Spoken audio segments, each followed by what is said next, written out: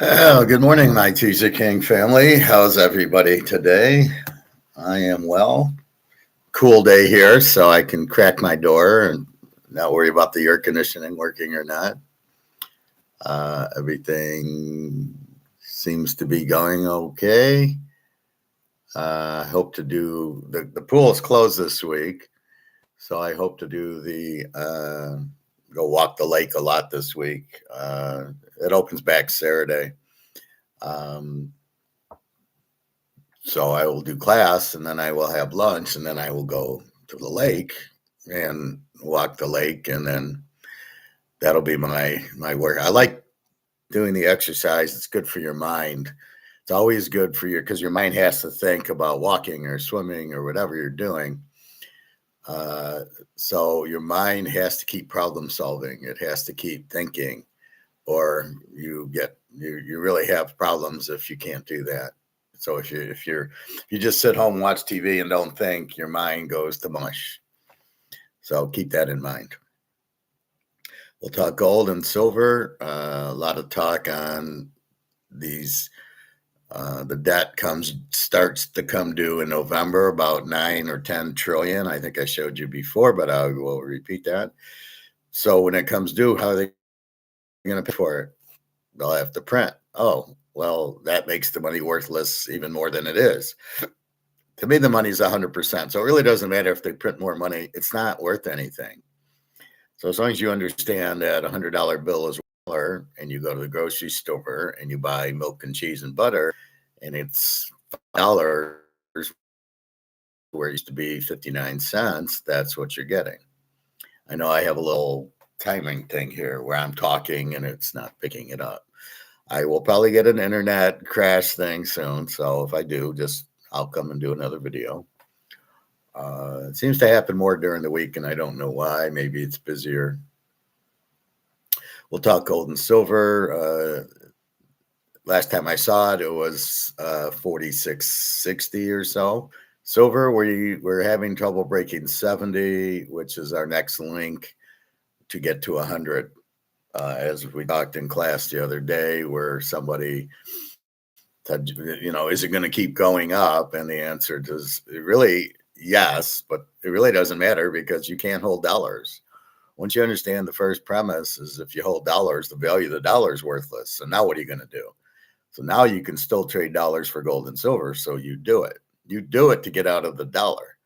The fact that the gold and silver will go up multiple times is a bonus, but you can't hold dollars. That's the problem. That's the lifeboat is the gold and silver. So you're on the Titanic. You got to get off the Titanic. So it's like saying, well, if I go to the third deck, will I be better than in the second deck? Well, you're still in the boat. You're still fucked. You need to get off the boat, which is the lifeboat. And in this case, you need to get out of the dollar, which is the gold and silver. Very easy. I know we had a video on Luke Roman. He's a Hamiltonian economist. He makes up his own bullshit. There's no such thing. You're either a Keynesian, you're an Austrian. We're Austrian, which is free markets. You think you do division of labor. So if you want to be an accountant, you want to be a painter, whatever you want to be, but you're not going to, and not everybody makes the same amount of money.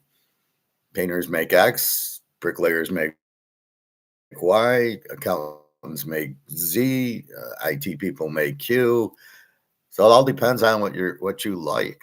I saw a video on them trying to get into schools with AI, and it really scares me. That kind of shit. If you got kids going to school, you should homeschool them. But if you do, don't let the AI come in. It's going to ruin them. They'll put headsets on your kid, and he'll just sit there and listen to the brainwashing. And it's very scary. And we have to interact. I do this live. We interact. You weren't interacting, you get nothing out of it. It's like when we listen to Mark McGuire, we got to listen 3 or 4 times because he talks so dry and so boring, but the things he's saying are very important. So then we got it, but he talks Chinese, he talks gibberish, and then we're sitting there, what did he say? And then we got to listen again, and then the mind wanders and everything because it's boring. So what do you think the kids are going to do in school? They'll get nothing out of it. They won't learn anything, and they'll just be taught not to critically think as I do. And I will show you that video. It's not too long. So let's. But he does call it, so now. All right, let's check.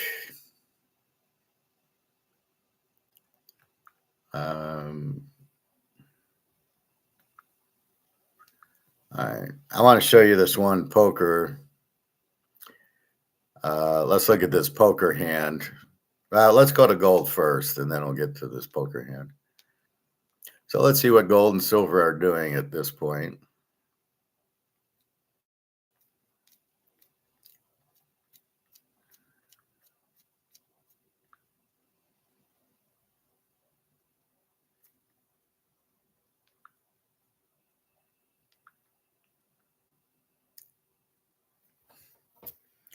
So gold is up 46.77. We're doing about $100 a day. It was struggling at 43, finally got to 44. We broke 45, and now we broke 46, and we're headed to 47. And this is when the U.S. So at 8 o'clock, where it used to go down, it's now going up. The 10 o'clock drop is actually going up. So the U.S. must be interested in buying gold and silver, because they must realize this is your only way out of your $40 trillion debt, which you can't get out of it. So 46.77, so that's good. And 69.22.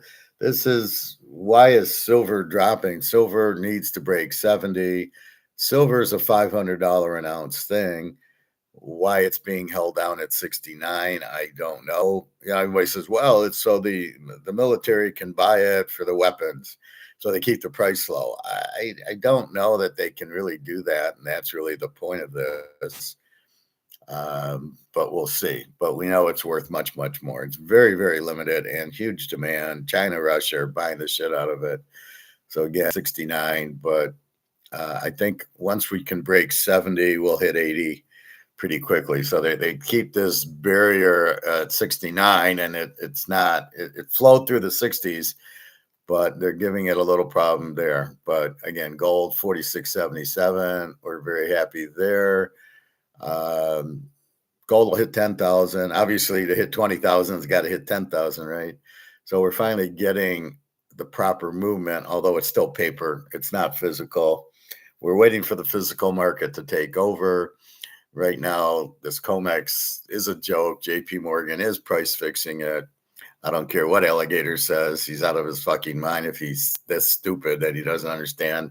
This is all manipulation because it's options. Just by definition, the option is manipulating it. It's not physical. There's 4 million tons instead of 200,000 tons. So right there, you're dealing in a fake market that's run by paper, not physical. So it's manipulated, Alligator. Jesus. He's really, sometimes he comes across smart, sometimes comes across stupid. Did a video today, all fiat currencies are, will be gone in a year. Dude, they're already gone. All the fiat currencies have never been here. They have no value. They've never had value.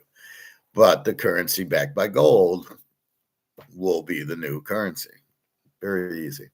All right, so so silver 69.22 is okay, but not anywhere near it should be. It should be over 100 at this point. Really on its way to 500, on its way to 1,000, on its way to 2,000. So it takes little steps. But gold 46.77. All right, goody. All right, let's watch this poker hand.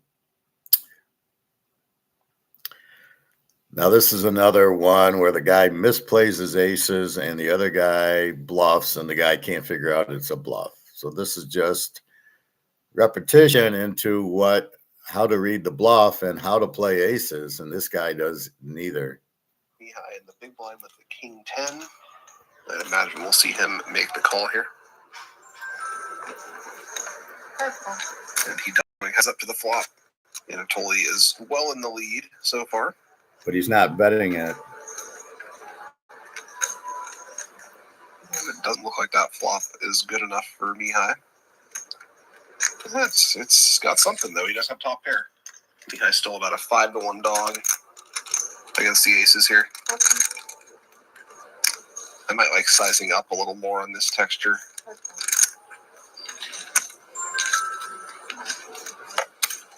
Turn is a 9. That does not help me high. The flop 6, 5, Still has 10, 5 outs with 9. the river.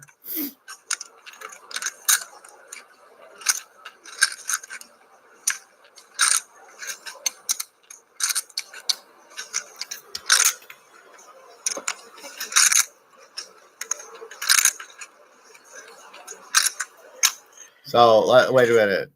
Why does the guy check the turn with aces? Nothing good can come out of checking the turn with aces. And the other guy checks because he's got tens. So the board is 6, 5, 10, queen, or 10, 9, and a jack, I guess. I can't see the board. I think it's 10, 9, jack. What are you doing with aces? Why are you checking the turn? That should have been your big bet. You should have bet like 300,000-400,000 with your aces. Are you trying to win the pot or are you trying to lose the pot? I ask this with baseball managers all the time. Are you trying to win the game or not? When you take Mr. Rousey out and you bring in a reliever, you're actually trying to lose the game because you just took your best player out. Hey, can you behold Grandmaster Tees? How are you today? Yeah, I've elevated myself up to Grandmaster status. I thought about it and I said, yeah, that's probably what I am as a teaser, as a Grandmaster, but we don't have lingo like that in teaser. There is no master teaser or anything. So yeah, Grandmaster, I like that. Here's the board. 6, 5, 10, 9, jack.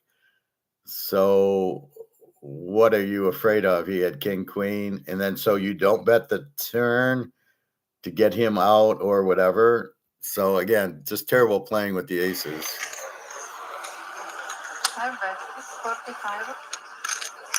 Mihai going to do a blocking bet on the river here. That is not going to win him the hand. But he is setting his own price. So just call the 45 then. Avoiding check calling a larger bet. What does he think he's betting 45,000 with? 6 Anatoly is going to raise for a little bit extra value. Why?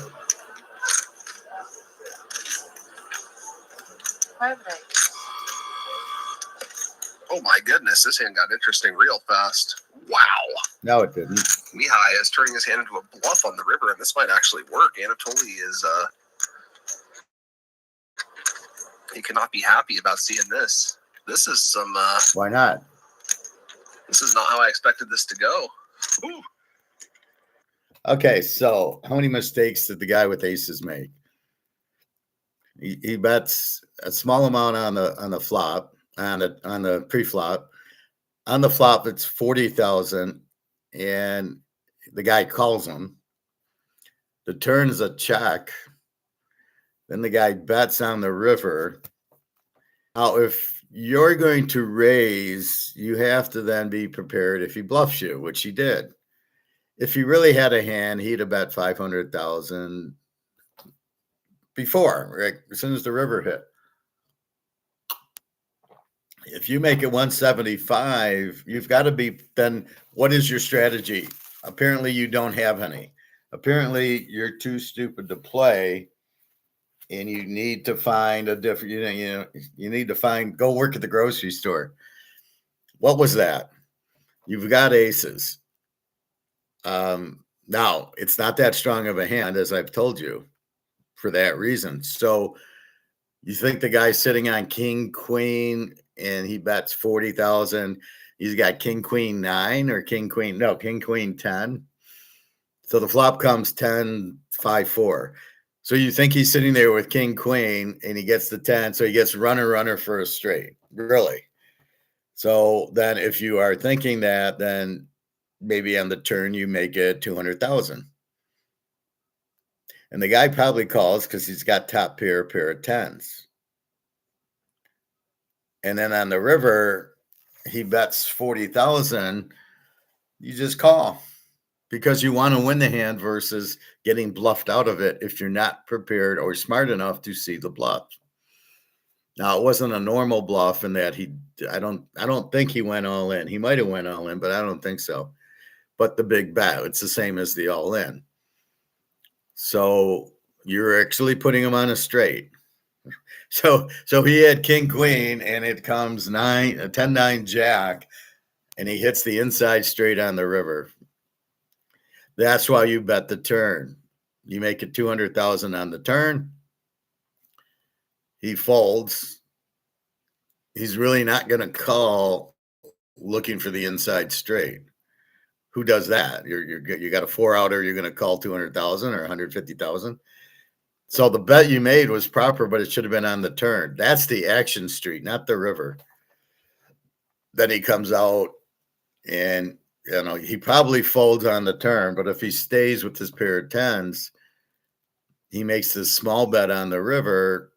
I got a pair of tens, and you call him. You make the big bet on the turn, and then on the river, 45,000. I don't have the balls if he makes it 500 to call, apparently, so I can't risk that. What am I doing? I'm betting 175. I'm only going to get called if I'm beat, so it's a stupid bet. And again, should have been on the turn. If you want to do that, you should have bet on the turn, right? And then if he comes over the top, there's nothing he can have, right? Because there's no straight on board. And to think he actually had a king queen and got runner to make the straight, you're out of your fucking. You should be at the grocery store or the shoe store with Al Bundy. You shouldn't be playing poker. Again, misplaying aces, slow playing them. But then when a big bet happens, you realize, well, all I got's aces. I don't really have much. And therefore, you must, I don't know why he folded. I wouldn't have never played the hand like that. But let's watch it again, because this is high in the big blind with the king 10.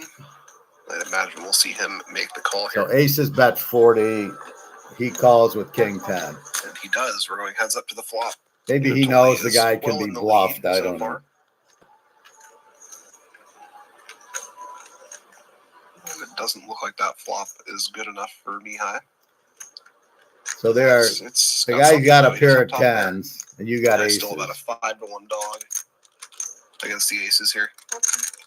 So aces bet 40 grand. I like sizing up a little more on this texture. He calls because he's got tens. Okay, and now when 9 comes out, that does not help Mihai. So there could be straight 5, 6, 7, 8, 9. There could be 4 hearts.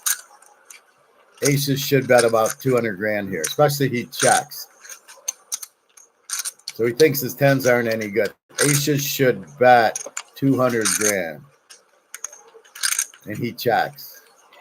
What is he doing? And now what is he afraid of? Okay, so Mihai going to do a blocking bet on the river here. 45 grand, and that then is not going to win him the hand. What are you? Just call it then. He's setting his own price. Call it what you win with the aces. Avoiding check calling a larger bet. If you're gonna raise, then you can't fold.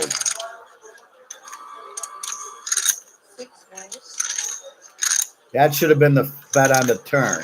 Anatoly is going to raise for a little bit extra value. So if you're going to raise, and the guy, I think he goes all in. Oh, my goodness. No, I don't know. He still got chips. Wow. Mihai is turning his hand into a bluff on the river, and this might actually work. Anatoly is what is he afraid of? Happy about seeing this. What does he think? He thinks he had king queen. He thinks he got 2 pairs. This is not how I expected this to go. Ooh.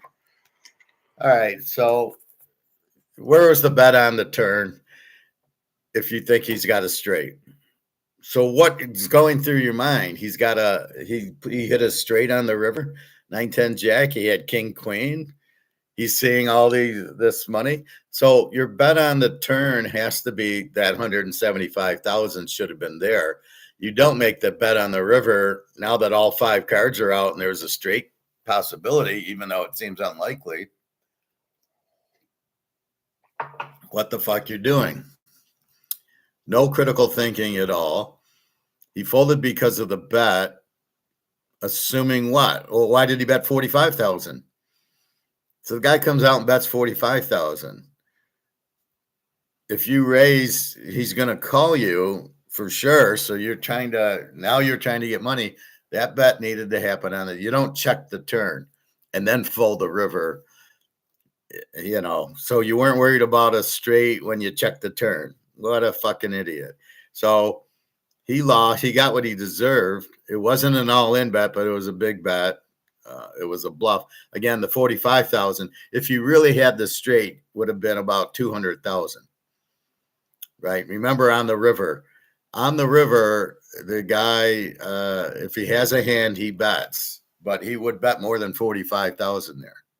He would have bet 200,000 if he hit the straight. And then the guy can fold his aces because he played him like an idiot. But 40,000 on the flop. Okay, maybe that's okay. Who knows? They're playing a small game.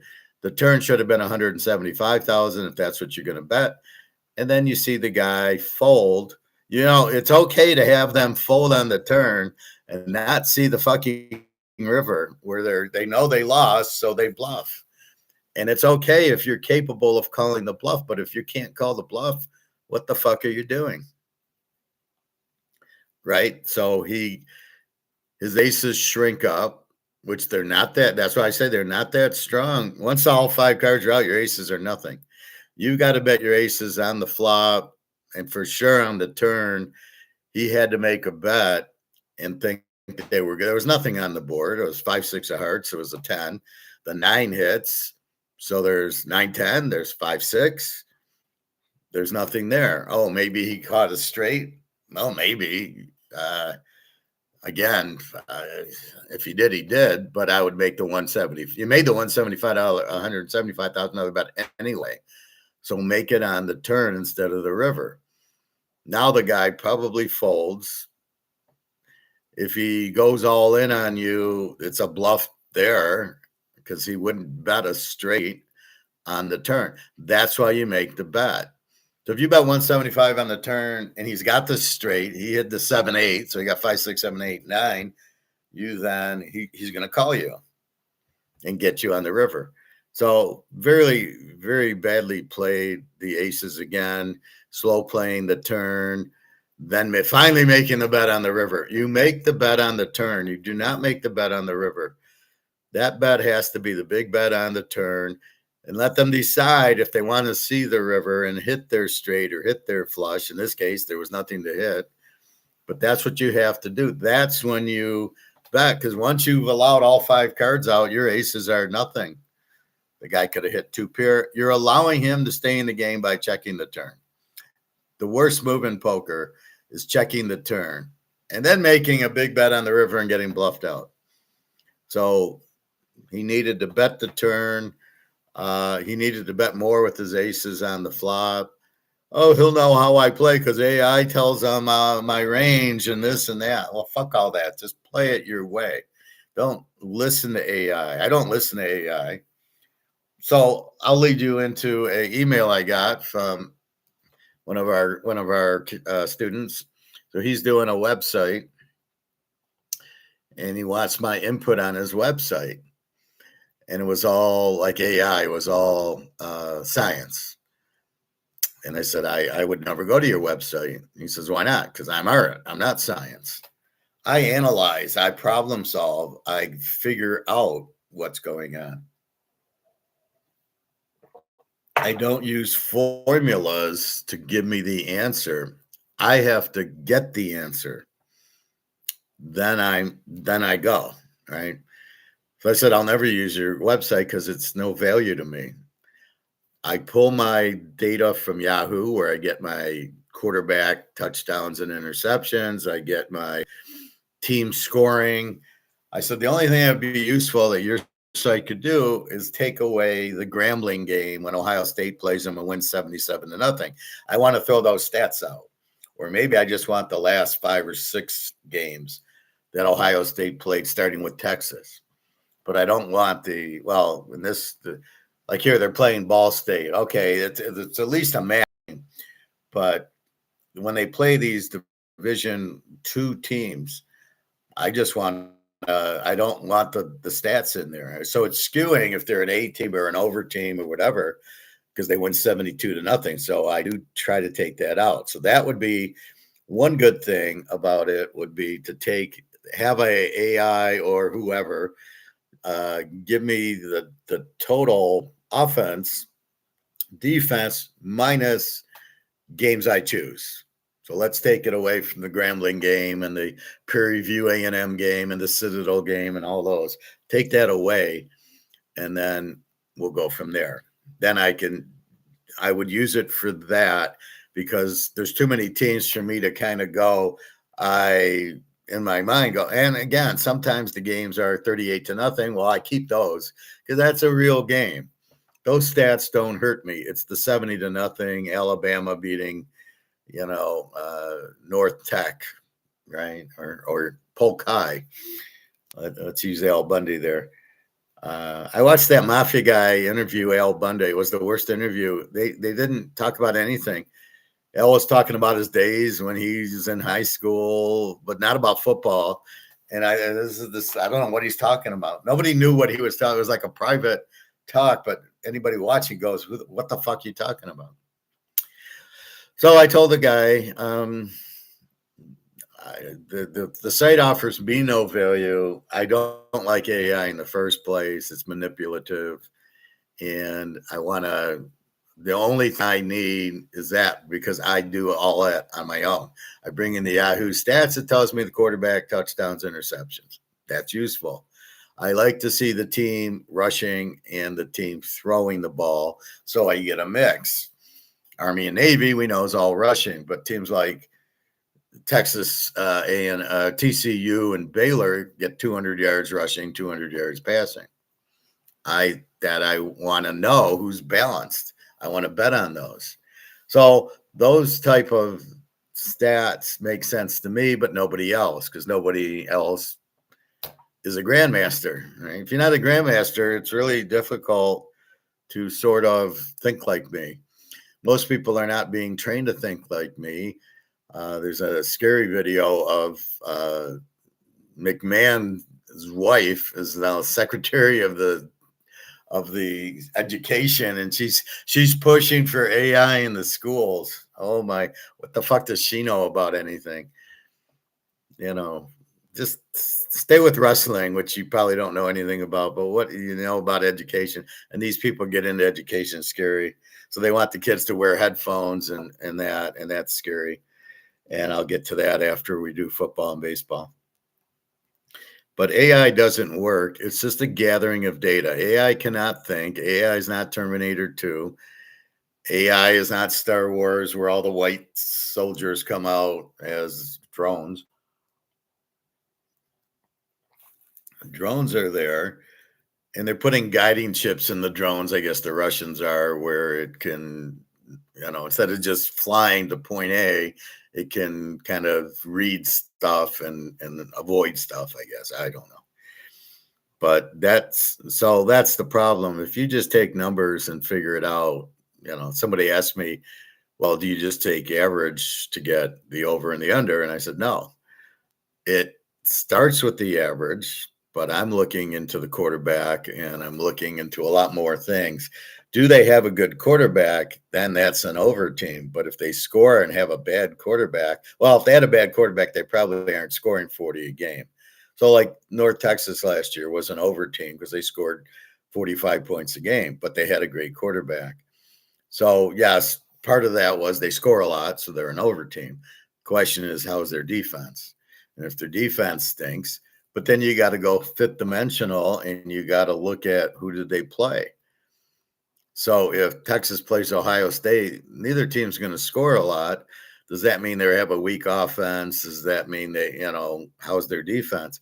And that's the key to it. So when Texas plays Texas State, we'll see how much Texas State scores.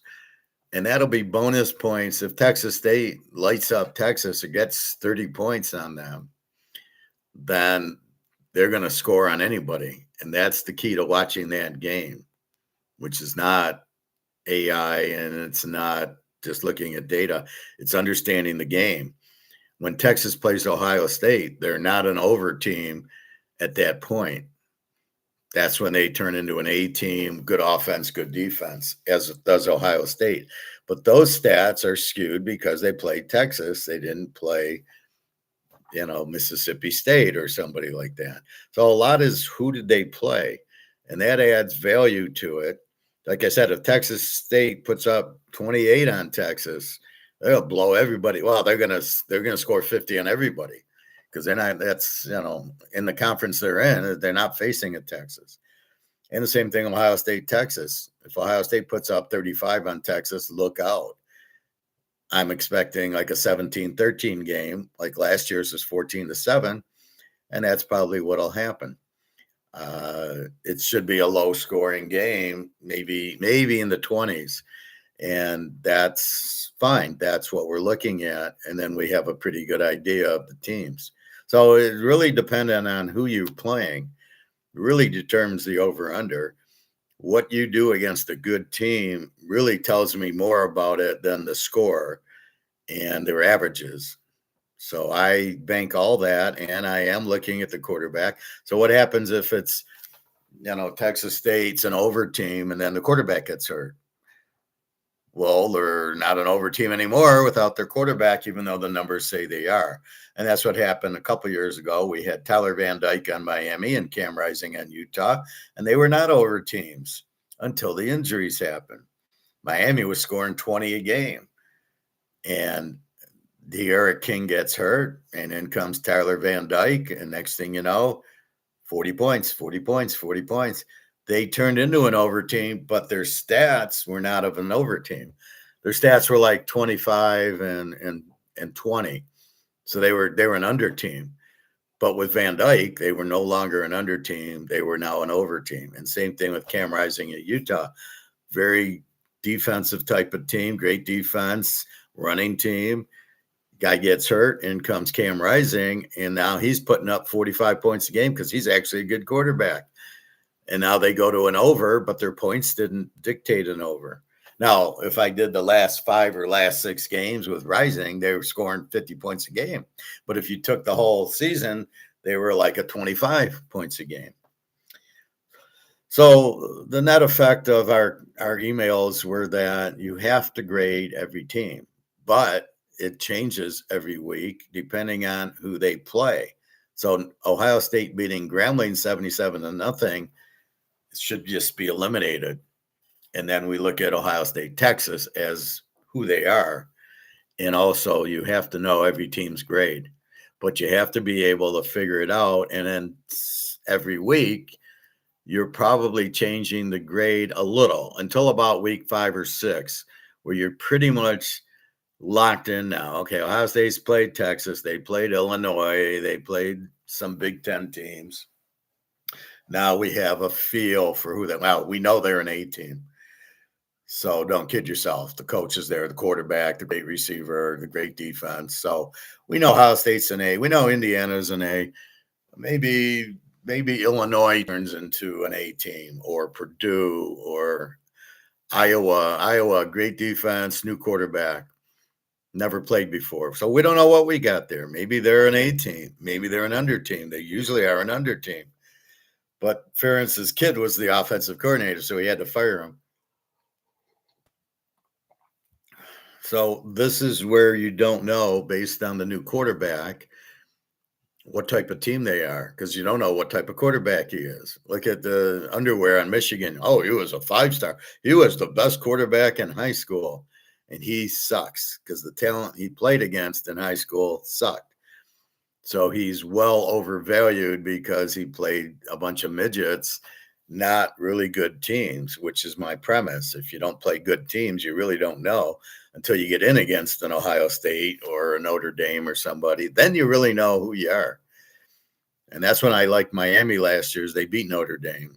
And at first it wasn't a big deal. And then you see Notre Dame beating Stanford and Syracuse and Army and Navy. And then you realize, well, Notre Dame's okay, but Miami's really good. And then their wins in the playoffs really told you how they lost to Louisville and what's the other one? SMU. I have no idea how that team lost to those teams. I think it was the running quarterback because, Miami had a great defense, but Jennings, the SMU quarterback, could run very good. I'm not sure about the Louisville. I think that was just a Thursday night after a big game. But anyway, so that's you're kind of not the grade's not complete in the middle of the test, right? The grade's complete near the end, and that's how we kicked ass in the playoffs. Seeing that what Indiana really was, seeing what Miami really was, and we locked the over in the final game and it won. So again, that's what you see. We saw Oregon's a fraud, getting killed by Indiana. Bama got killed by Indiana, and then you real understood Indiana's a real good team. I would not be surprised if Indiana wins it all again because they got a better quarterback than last year and Hoover from TCU. And those guys at TCU and Baylor and Texas Tech can really play. So they always have great quarterbacks. Texas has great quarterbacks. So knowing that, and you get a guy from TCU, Indiana will be better than last year by a long shot, right? Plus now they have the confidence, but they have the system and they have the coach. So look for Indiana to, I look at week one and, I look at the two differences. And if you just superficially look at it from an analytical mind like mine, I go, well, Indiana's 40 over North Texas and Ohio State is 50 over Ball State. And I'm going, why is Indiana only 40 over North Texas? Since North Texas, the coach and quarterback left and they're no longer this explosive team. They got a new coach who wants to run the ball. So, all right, North Texas, we don't know who they are this year. You get a new coach, quarterback. But we know Ohio State and Ball State. Ball State's a W team. So we know Ohio State will kill them. But I think Indiana will kill North Texas. And it's a 10-point savings. So I got better value in Indiana laying 34 than I got Ohio State laying 44. Provided North Texas is going to be what I think they're going to be. So that's part of grading the team and figuring out the value. There's something in finance, it's called like return on investment when you're doing cash flow from operations and you're doing these net present values. And the idea is the highest net present value. So net present value is looking at the cash flows for, let's say, 5 years for 4 different projects. Which one do I do? And the one you do is the one that gives you the highest net present value. So if my net present value on this one's 100 is 1 million, but over here I get 3 million, that's the project you should do, is the one that gets you 3 million in the present. So you discount the cash flows, and it's basically, this is how much I spend, but at the end of 5 years, I'm going to recognize this much revenue. So I spend $1 million. Year 5, I get back 10 million. So 10 million minus 4 million is a plus 6 million. So I should do the project because I'm going to get 6 million net present value because I don't care about the cost as much as the revenue it'll produce. Now, how accurate everything is the question. But if you have 4 different projects and one you make 6 million and one you make 2 million and one you make 1 million and one you make 500,000, it's easy. Do the one that makes you 6 million. And that's kind of what so I always think about that when I'm analyzing the games. What's the best play for us? This is good, but this is better. And that's looking at, and that's what gets me into Z teams and A teams and over and under teams. That's how it all developed. So now I'm looking at, well, this team's an 8, like Indiana, Ohio State. Indiana's a better bet because they're only laying 34 to a who knows what North Texas is going to be versus Ohio State, Ball State. Ohio State will kill them. There's no question they're going to kill them. They're going to kill him. They're going to kill him. They're going to kill him, as Herman Munster would say. And that's the whole point of it. You're looking for the best value. That's why we make our own lines. If my line is -3, well, the best I have is when my line on Detroit, New Orleans is Detroit -3. The real line's 7. Detroit's 7-point favorites over New Orleans for some reason. I have no idea. So New Orleans in 13 is a 10-point value because the teaser should be on 3. So I should be getting 9. I'm getting 13. I'm getting an extra 4 points. And you go down to games, can you find an extra 4 points? That's why we make our own lines. That's why we predict the score, mostly for over-unders. If you can reach that level, then you can pick 70% like I do, because that's where you're really trying to get to. I'm trying to figure out and problem solve the game, which means, what do I think the score is going to be? And I give each team, so coming out with my line is really to get the best net present value. I mean, I think this team, because I'm very honest and open about it. I'm not using AI or public opinion or, everybody likes Dallas, so I'm going to do Dallas. And fuck that. I use that against everybody. Dallas is not that good. They have no defense. So they have a big offense. So they're an over team. But they can't be a road favorite to the Giants. I mean, that's just crazy. So that's what you look at is how good are these teams? Does this make sense? And so you come up with your own, and then you throw out their spread, and you go, this is ridiculous. The Lions aren't 7-point better than New Orleans. New Orleans has an 18 defense last year. New Orleans is pretty good near the end. They started playing better. So you see, now maybe you go, well, was the 18 defense real? And the quarterback, what's his name? I want to call him Shockley, but it's Tyler Shaw.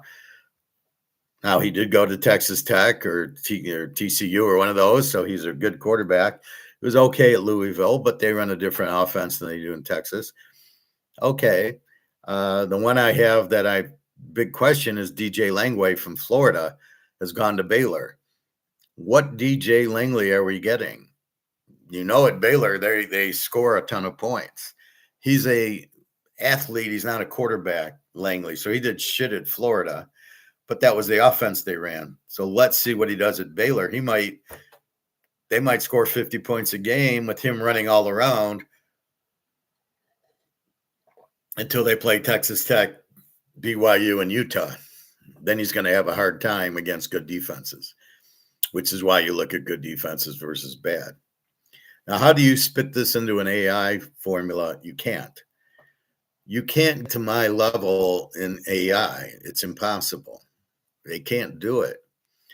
They don't know what the variables are. Is AI looking at, let's look at Texas State, and let's look at Texas, Ohio State? No, they can't. Ohio State plays Ball State, and then they play Texas, and you can't say they're the same games. So somehow you've got to factor out the Ball State and look at Ohio State, Texas, and look at Texas, Ohio State to come up with your conclusions on the teams. But you can't do it mathematically. You have to do it art. I don't know what the word for art is, but it's all art. It's all figuring it out, problem solving it, analyzing it, whatever you want to call it. And that's the difference. And so anyway, the long and the short was, the only thing you can really do for me is give me the totals without the high school teams. So give me Ohio State without Grambling. Okay, then I can use those stats. But there's just a few of those, and then I kind of just take a look at them and go, okay. And then I look at the 5 Big Ten teams Ohio State played, and I kind of can group those up and go, okay, this is what, Ohio State's 37-10. And if you add the Grambling game, there might be a 40 and 8. So again, it's a very small dimension. as the season goes. In the beginning, it's a big deal. As it goes, it's not really that big because you got 7-8 games to average out. But that's what I told them. I said, you can't, you can't use AI. It's just a formula driven. You can't include all the variables and it just doesn't work. And I'm not trying to poo poo it, but I'm a realist and I see what's really happening. And you cannot predict football with AI. It's not going to happen. You couldn't do it. Probably you couldn't predict baseball with AI either, because they're going to look at the offense, and you don't look at the offense. Very rarely you're looking at the pitcher. So, all right. So let's go to baseball. Yesterday had a nice day. I go 5-4 plus 3 units. We lose Philly under 8.5 was impossible. 4-0 going into the bottom of the ninth. Atlanta or whoever was playing Philly. Atlanta played Milwaukee.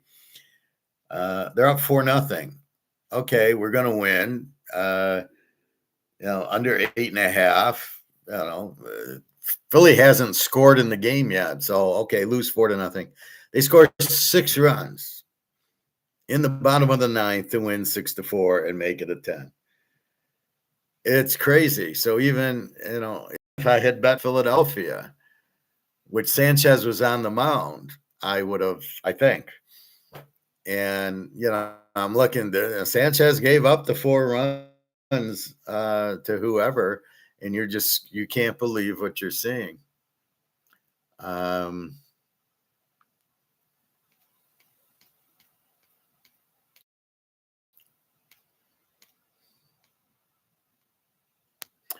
So 6 runs in the bottom of the ninth. And when you look at it,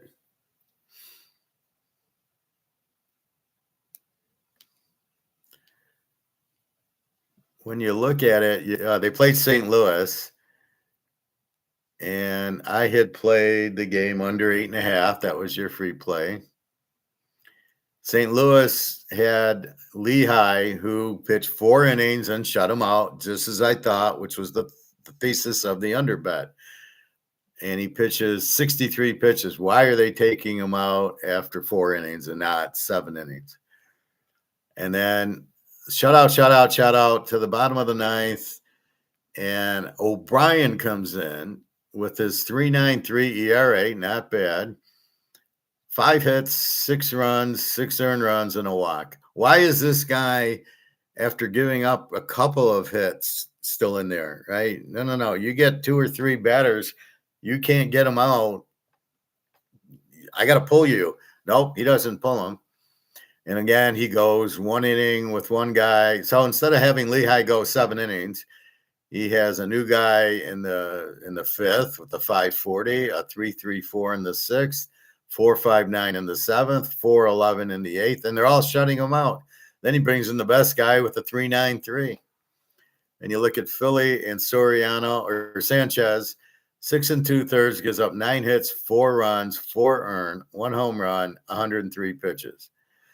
He did not pitch well, giving up 4 runs. And that's it. And you're scratching your head. You can't believe you lost the under. There's a few over-unders that I can't believe I lost. That one game when Sonny Gray's got a no-hitter in the 8th inning against the Yankees, and we're under 7, and it's 2-0, and they score and end up with 8 runs. It's just insane what happens. All right, so let's go through. The Yankees win 8-3. We play the Yankees under 7.5. The Yankees are starting to hit. We notice.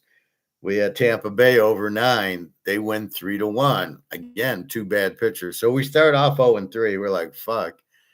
Then we play the White Sox. We lose the Philly game. Miami 6-2. I've been playing Miami, but I didn't play him yesterday.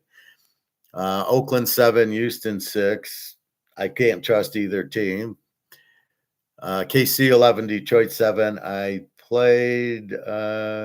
didn't play either. This was a bullpen game, and that's about the thing. The Tigers are now on a big losing streak. The White Sox 2, the Mets 1. There I go. Okay, I got the White Sox 2 units. Texas 5, California 3. I have Texas. Cleveland 7, Colorado 2. That's your free play. Cleveland for 3 units. I gave that out. Boston 5, the Niners 4. I have Boston over 7. I did play it, 2 units. The Cubs 19, Seattle 2. I gave you the Cubs as another free play. I would expect this Armstrong, after getting thrown out at second, caution in the game against Seattle Saturday night, was probably pretty pissed off. So they win 19-2. San Diego 8, Minnesota 1. I don't play. The Dodgers 4, Pitt nothing. I thought about playing the Dodgers. I'm surprised I didn't, but I didn't. Arizona 5, Cincinnati 3. I don't play. And the last game, Milwaukee over 7, and they 4-2. They lose. They had the bases loaded. I was watching. You can see the highlights. There's like a Milwaukee channel on YouTube, and they show every game in like 10 minutes. So it's really good. I normally watch the Mizorowski games, but they got robbed. They scored 2 runs, had the bases loaded, line drive to right, and the guy makes a miracle catch. That would have given us 8, and all we needed was 7. So one of those things. So anyway, we end up going 1, 2, 3, 5, and 4 plus 3 units. We do lose the Philadelphia 4 unit, but we hit the Cleveland 3 unit and the Cubby 3 unit. So that helped and kind of washed it out. So, a decent game. But again, Philadelphia, how do you lose that? The total under 8.5, and it's 4-0 in the bottom of the 9th, and you get 6 runs. Really. The Yankees score and Tampa doesn't. So again, things went a little bit strange. Let's look at today, August 24th. We're almost at the end of August. Again, this Saturday, college football, the 29th. Again, the picks are posted for 1A and part of the 1Bs.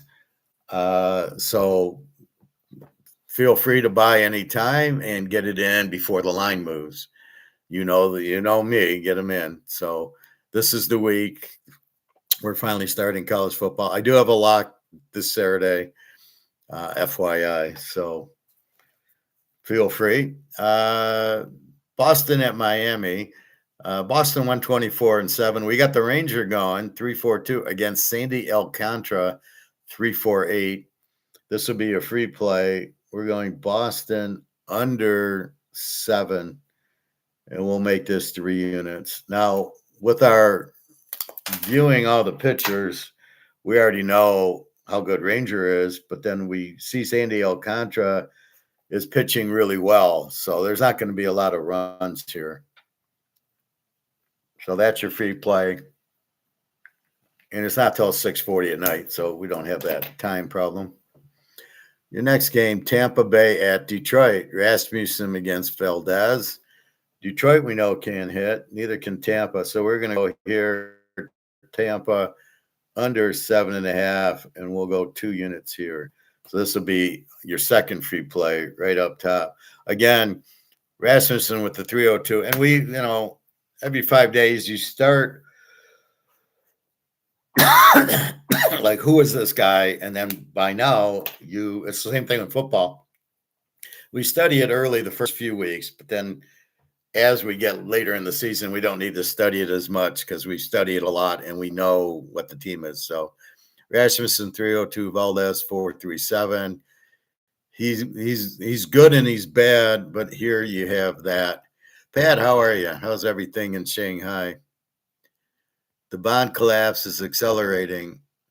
Well, let's talk real quick with Pat. Who would be in the bonds except for Luke Roman, who's got 25% of his portfolio in bonds because he's an idiot? Why would anybody be in bonds? That's debt, and we owe 40 trillion in bond debt. The 40 trillion we owe is in bonds. It's not total debt. Total debt's 100 trillion. That's the pension, Social Security, and everything else. So the bonds are collapsing. This Scott Simpson, you wonder if Trump's doing this on purpose to destroy America because George Soros is in charge of Bart Simpson, this Scott guy, and he wants to destroy America. So I don't know if Trump's doing this or they're forcing him or whatever, but that's what it is. Pension funds, yeah, it's pension funds and it's government, but where are you going to get the 40 trillion to pay it off? And in November, we owe $9 trillion comes due on the 0% bonds that we got to pay 4% on now. Where are we getting the money for that? Oh, yeah, we'll have to print it out of thin air, which is what they're doing for everything. None of the countries want to buy our debt. I don't blame them. Why would anybody want to buy our debt? How are we going to get paid back?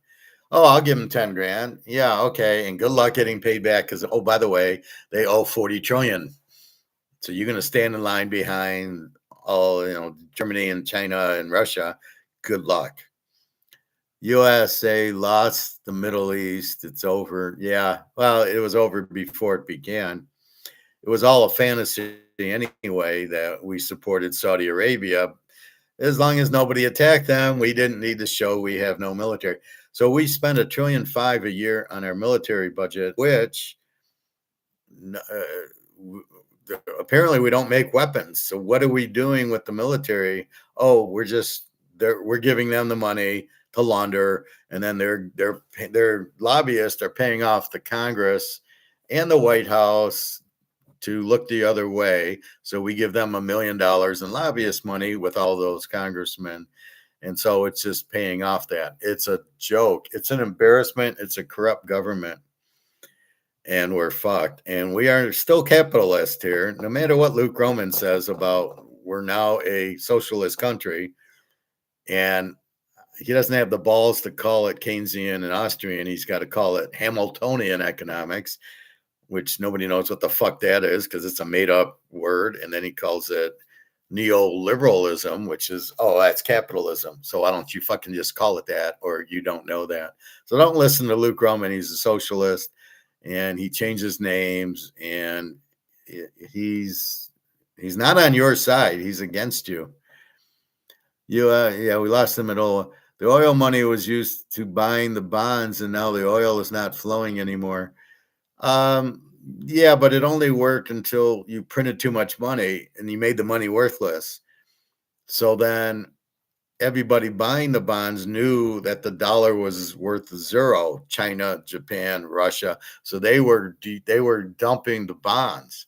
So that's what's happening is I don't want the bonds because they're not worth anything. The dollar's not worth anything. So I don't care if you can't be the reserve currency and still print your dollars to death. You can't print $100 trillion and still be the reserve. And the fact you're the reserve currency or not doesn't mean the money has any value. And that's the whole problem is people don't understand that. The money is worthless. It is not worth anything. So why would you hold it? So why would you buy a bond that isn't worth anything? So now we're buying our own bonds. And I said it's like I want to sell my Mano card and nobody will buy it. So I'll buy it. And it looks like, oh, you made 20 grand on it. Well, no, I bought it myself. I bought it from myself. So somehow that's justifying it. Yeah, the only one buying the bonds is the Treasury, which is a banana republic when you're buying your own debt because nobody else wants it. And that's why it's collapsed. There's no demand. So as I say, if I'm trying to sell this and nobody wants it, it's worthless. No matter what, it's 1964, it's Mantle, it's K-Line, it's Maris. If nobody wants it, it's worthless. And guess what? Nobody wants it. So it's worthless. That's all you need to know. You go to the grocery store, prices are up. It's not that. It's the value of the dollar has gone down, so you need more dollars to buy it. The prices aren't up. It's the value of the dollar they're starting to pull the curtain back, and you can see it has no value. And that's where you're really at with it, is there's no value in the dollar. So things, you think costs more, but it's not. They're not really more. It's the dollar has no value. I think it's over already. Yeah, it's been over for years. That's why I started doing this class. My damn glasses. I got to get new ones.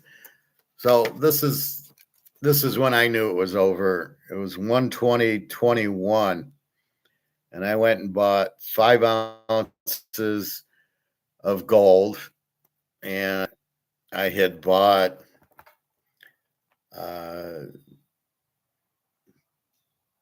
2 more ounces, 4 more ounces there, an Eagle, Maple Leafs, 2 ounces, 1.5, whatever I'm saying there. So I spent about $20,000 in 2021. That's when I knew it was over. As I say, I'm 5 steps ahead of the game. That's when it ended.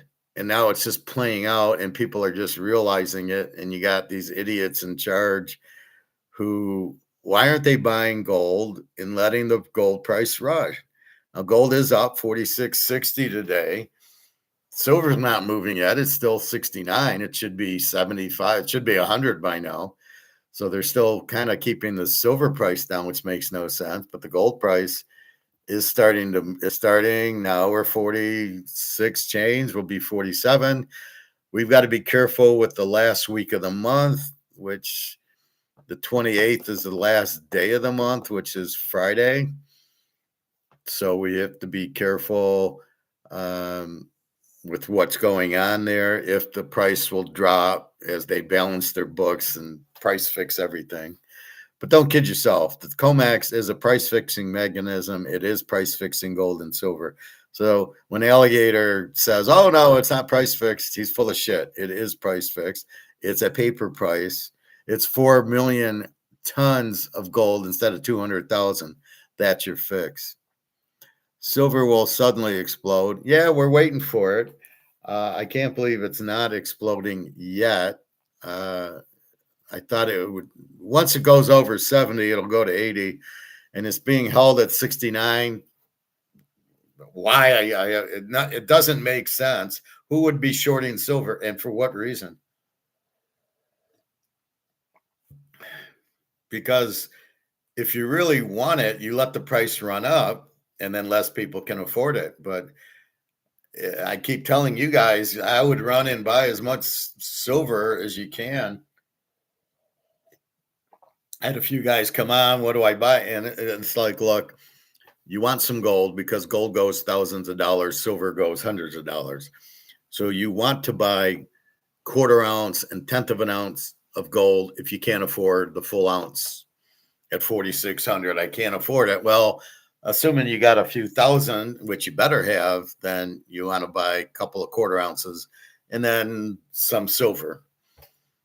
But that'll be best. And that's the best way, because when you run out of dollars, but you need to eat and go to the grocery store, what are you going to do? You're going to take your silver, go to the coin store, get $100 an ounce for the silver. You get $1,000, and that feeds your family for a while. It's an easy thing.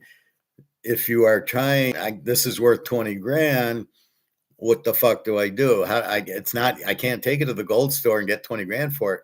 I got to put it on eBay. Hope I get a buyer, because a lot of people are going to be struggling with money and then get the 20 grand in. So that might take me a couple of weeks to a month, or maybe I can't get it. With gold or silver, I just take it to the store 2 miles away. He gives me cash and then I have my money. And that's the whole beauty of gold and silver. You know, if you're scared, but this is the only play. It's the only lifeboat is gold and silver. You have to be in it. Silver will suddenly explode this week.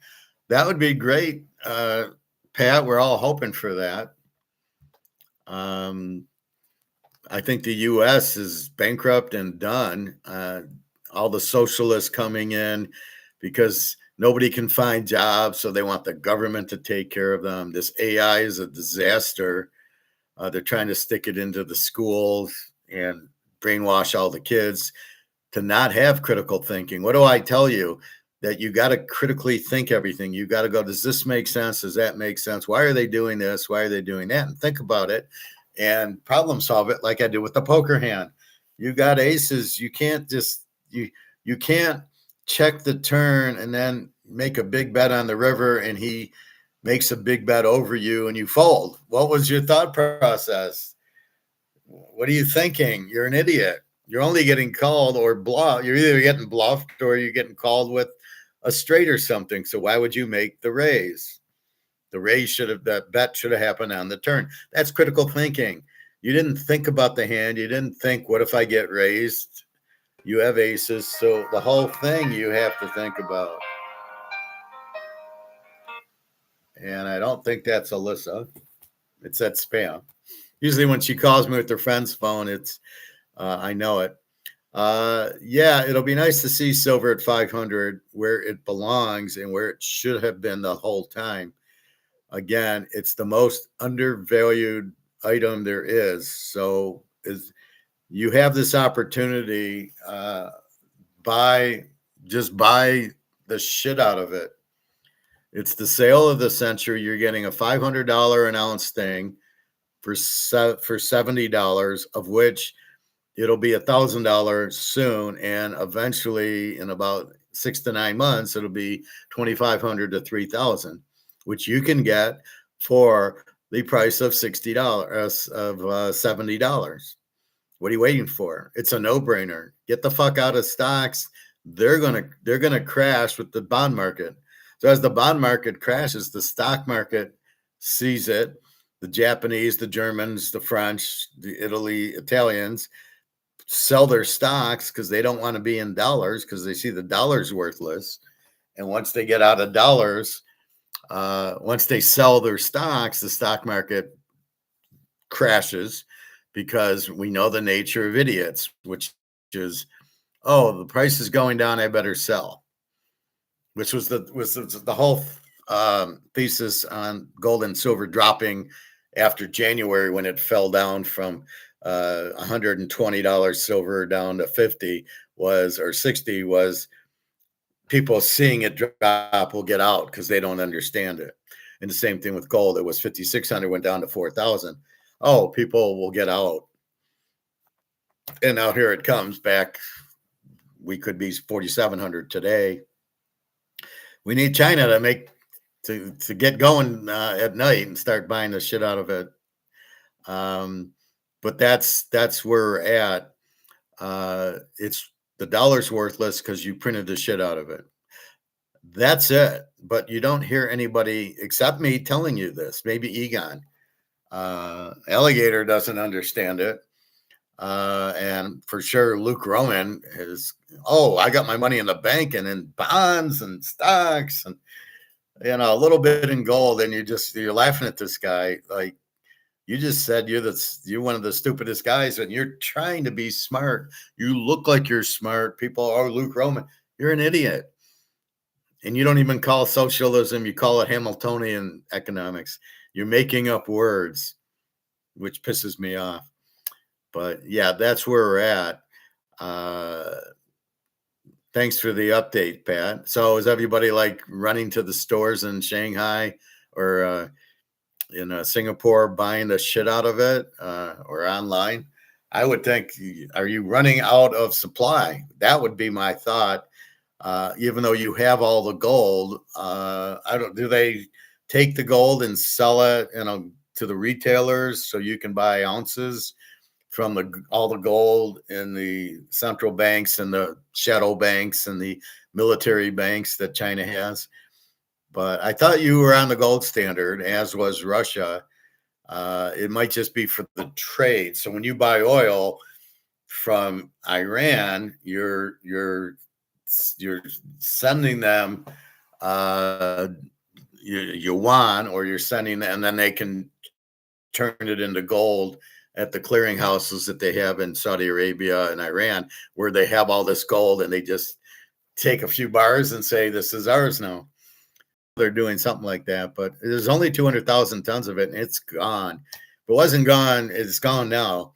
And as you see it. The frenzy to get off the Titanic is this far away. We've hit the iceberg. The water's coming in. The boat's sinking, but the people still realize the boat's sinking. And once they do is when we get the frenzy that we've been waiting for 6 years, when people go, oh, fuck, I need gold. And most people have 400,000 or 500,000 in their 401ks, start going, oh, fuck, I need to buy, as gold goes to 5,000, as it goes to 10,000, you're going to pay whatever because you can't stay in your stocks. You can't stay in your 401ks. You have to get out. So therefore, to sell, I need to get into gold and silver at any price because there's no other variable. There's no other lifeboat. I'm either in gold or silver or I'm on the Titanic. That's it. There's nothing else. Yeah, you can get the Mano cards, but at the end of the day, they're only good if I can sell them. But what am I going to sell them for? What is the new dollar coming out? And don't say stable coins and don't say digital, because if it's not backed by gold, it's still worthless. A Bitcoin is worthless because first of all, it's not even a coin. And second of all, it's priced in dollars. There is no Bitcoin price. Luke really struggles with this. Well, Bitcoin will be priced in Bitcoin. Well, what does that mean? There is no such thing as a Bitcoin. There's no such thing as a coin. We can't tell me what it looks like. So there is no Bitcoin. If you take the dollar away from Bitcoin, Bitcoin's worth zero because there is no Bitcoin. So it has no value. I don't know why he struggles with this concept.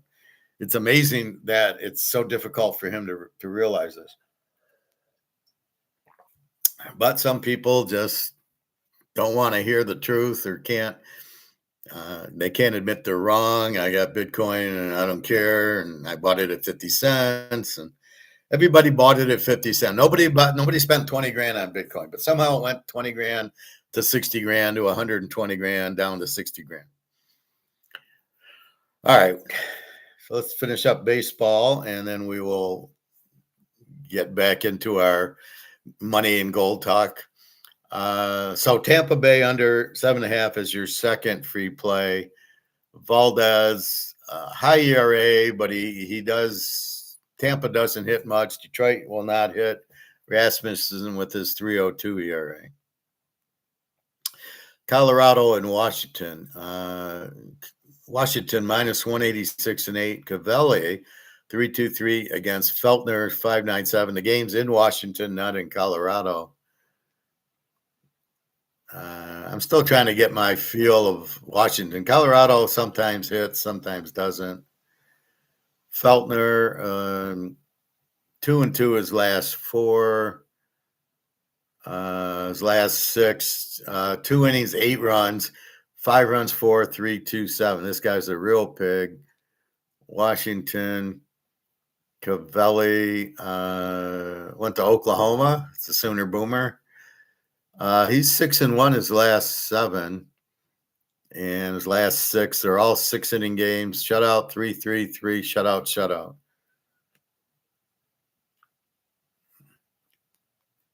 All right. Texas and the White Sox. The White Sox have been pretty good lately. It's in Chicago. Chicago's 129-8. Rocker against Urquidy. Never heard of Urquidy, probably a reliever. Kumar Rocker, he's not very good. He's lost his last 4 and his last 6. Shutout 2-3, 6-3-2. Not bad, but 6 runs was 3 innings, and the 3s are 5 innings. It's really not that good. Jose Urquidy has a pirate hat on, and from Mexico, he's a Louis Martinez guy, was his manager. He's 3-0 the last 3. He's really 2-0. He pitched in April, didn't pitch till August.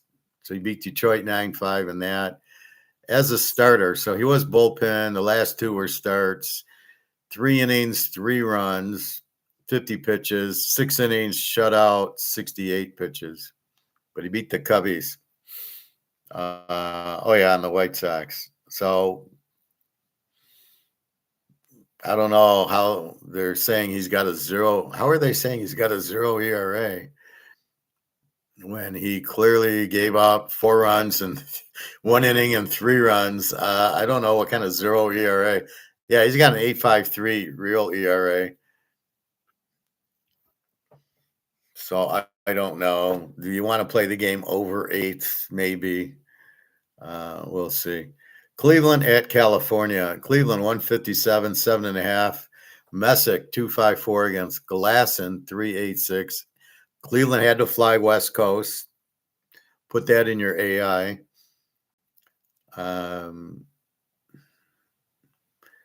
Let's see. Messick is 1-4 his last 5.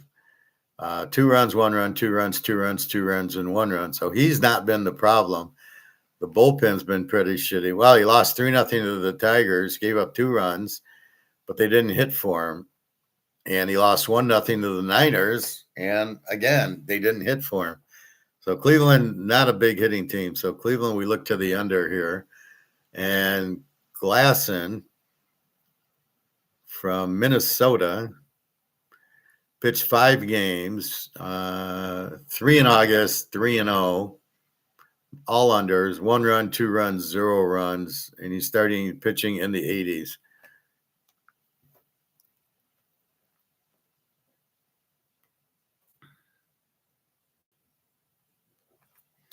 All right. The Cubbies at Arizona. Gaussman against Kelly. Gaussman used to be good on Toronto.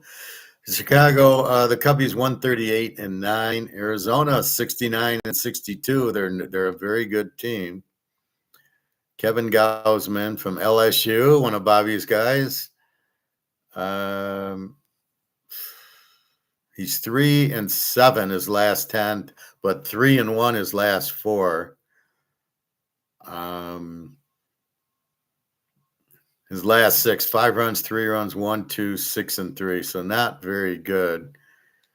And Merrill Kelly from Arizona State. He's 1-4 his last 5. His last 6, 2 runs, 1, 5, 1, 6, and 6. So he's given up runs. Okay.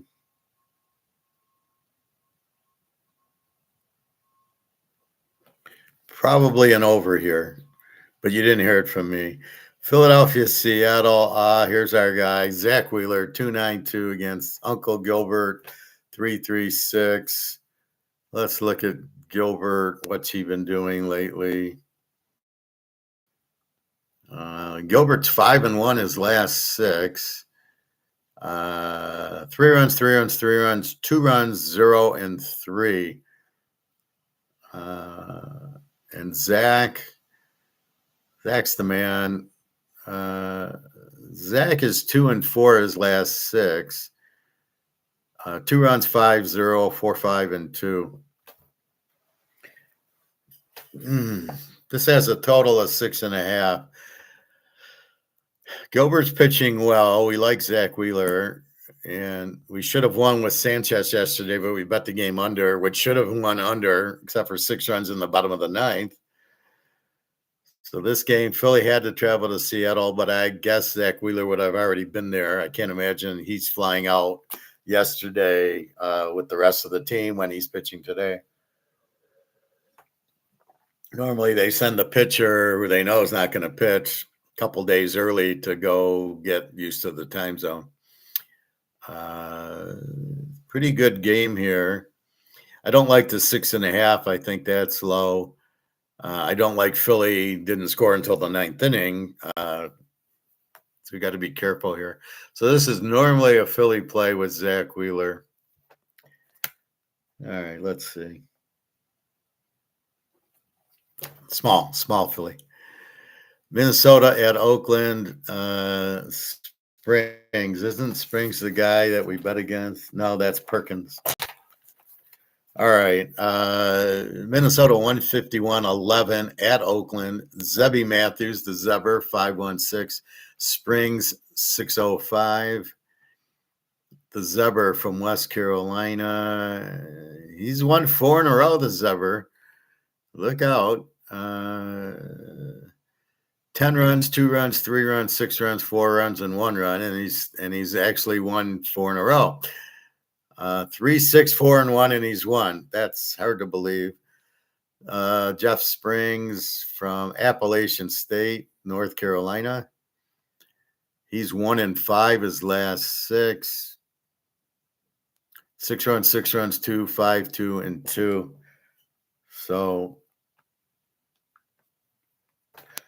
the Zebra, he's the man. Pitt, San Diego. All right, 2 more games. San Diego 110, 7.5. They got the last playoff spot, third wild card.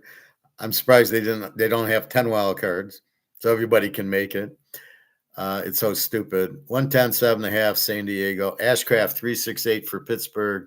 Robbie Ray, we like 337 for San Diego. And Ashcraft for Pittsburgh is 4-1 his last 5.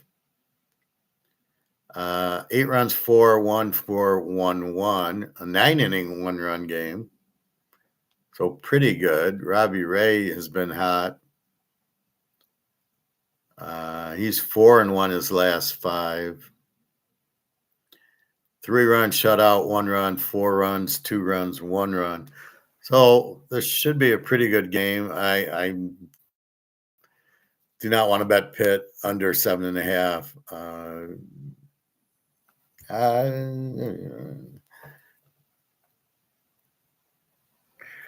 Again, you got to be careful. Philly and Pitt both flying to the West Coast. That's not good, especially playing yesterday. And our last game is the Bengals at the 49ers. 2 Super Bowls the Niners get them. Cincinnati 157, 7.5. Burns 251. Weisenhout, and that's your last lock. Cincinnati. We're going to go 4 units with the Burnsy. So you've got 3 plays. You've got Boston under 7, 3 units. You got Tampa under 7.5, 2 units. And you've got Burns for Cincinnati, 4 units. Those are your 3 plays. And Boston's a good one. You got Rangers Suarez going against Alcantara. That's a very low scoring game too. And it's in Miami. So you're looking at a 2-1 game there, and Burns has been red hot. So that's your 3 games.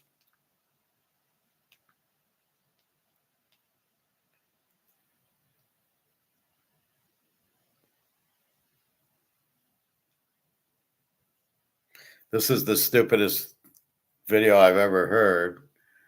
Gold can't replace the USD. Why gold can't replace the dollar? What? This guy's an idiot. This is the AI guy. Again, this is them trying to keep you from buying gold. We're not trying to replace the US dollar. The US dollar is worthless. So we're trying to buy something of value versus something of no value. And of course, it has to replace it because the dollar's worthless. Nobody wants it. So really don't know what this guy's talking about. One of the stupidest AI guys I've ever seen. U.S. panics. Europe dumped U.S. bonds. So did Japan. So did China. So did Russia. So how can it not replay? I'll have to watch that one, but I'm not going to waste your time with such stupid things.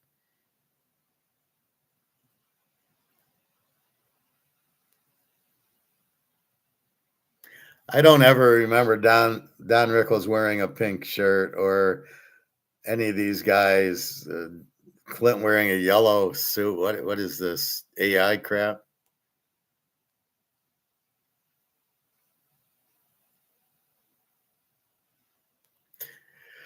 And here's the problem with Europe. Gas prices surge 120%. Europe faces winter shock. So they won't be able to go anywhere. It's going to kill their economy. A lot of people are going to be looking for food. But you do have those trams that I believe are electronic. I know in Switzerland I was on it. So I think those run on electricity, not gas, some of them.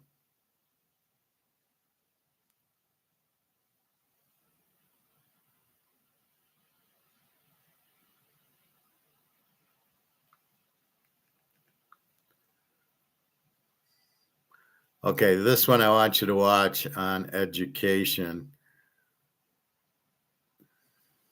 So what they're trying to do is fuck the kids over. I showed you this one. Finland is going broke, and everybody loved Finland. If you want to watch it again, I can show it again. So this is basically AI in school, and it's dog doo-doo.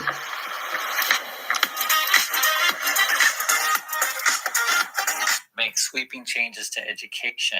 So we talked about.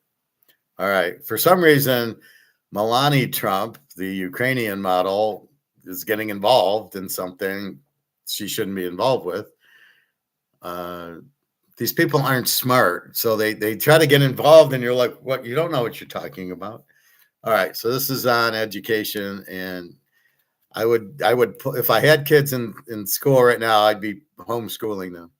About this before. This is Melania Trump marching out with the robot at the White House, and they're basically saying, guys, we need to replace teachers with AI and robots because that's going to be awesome, right? That's according to these people.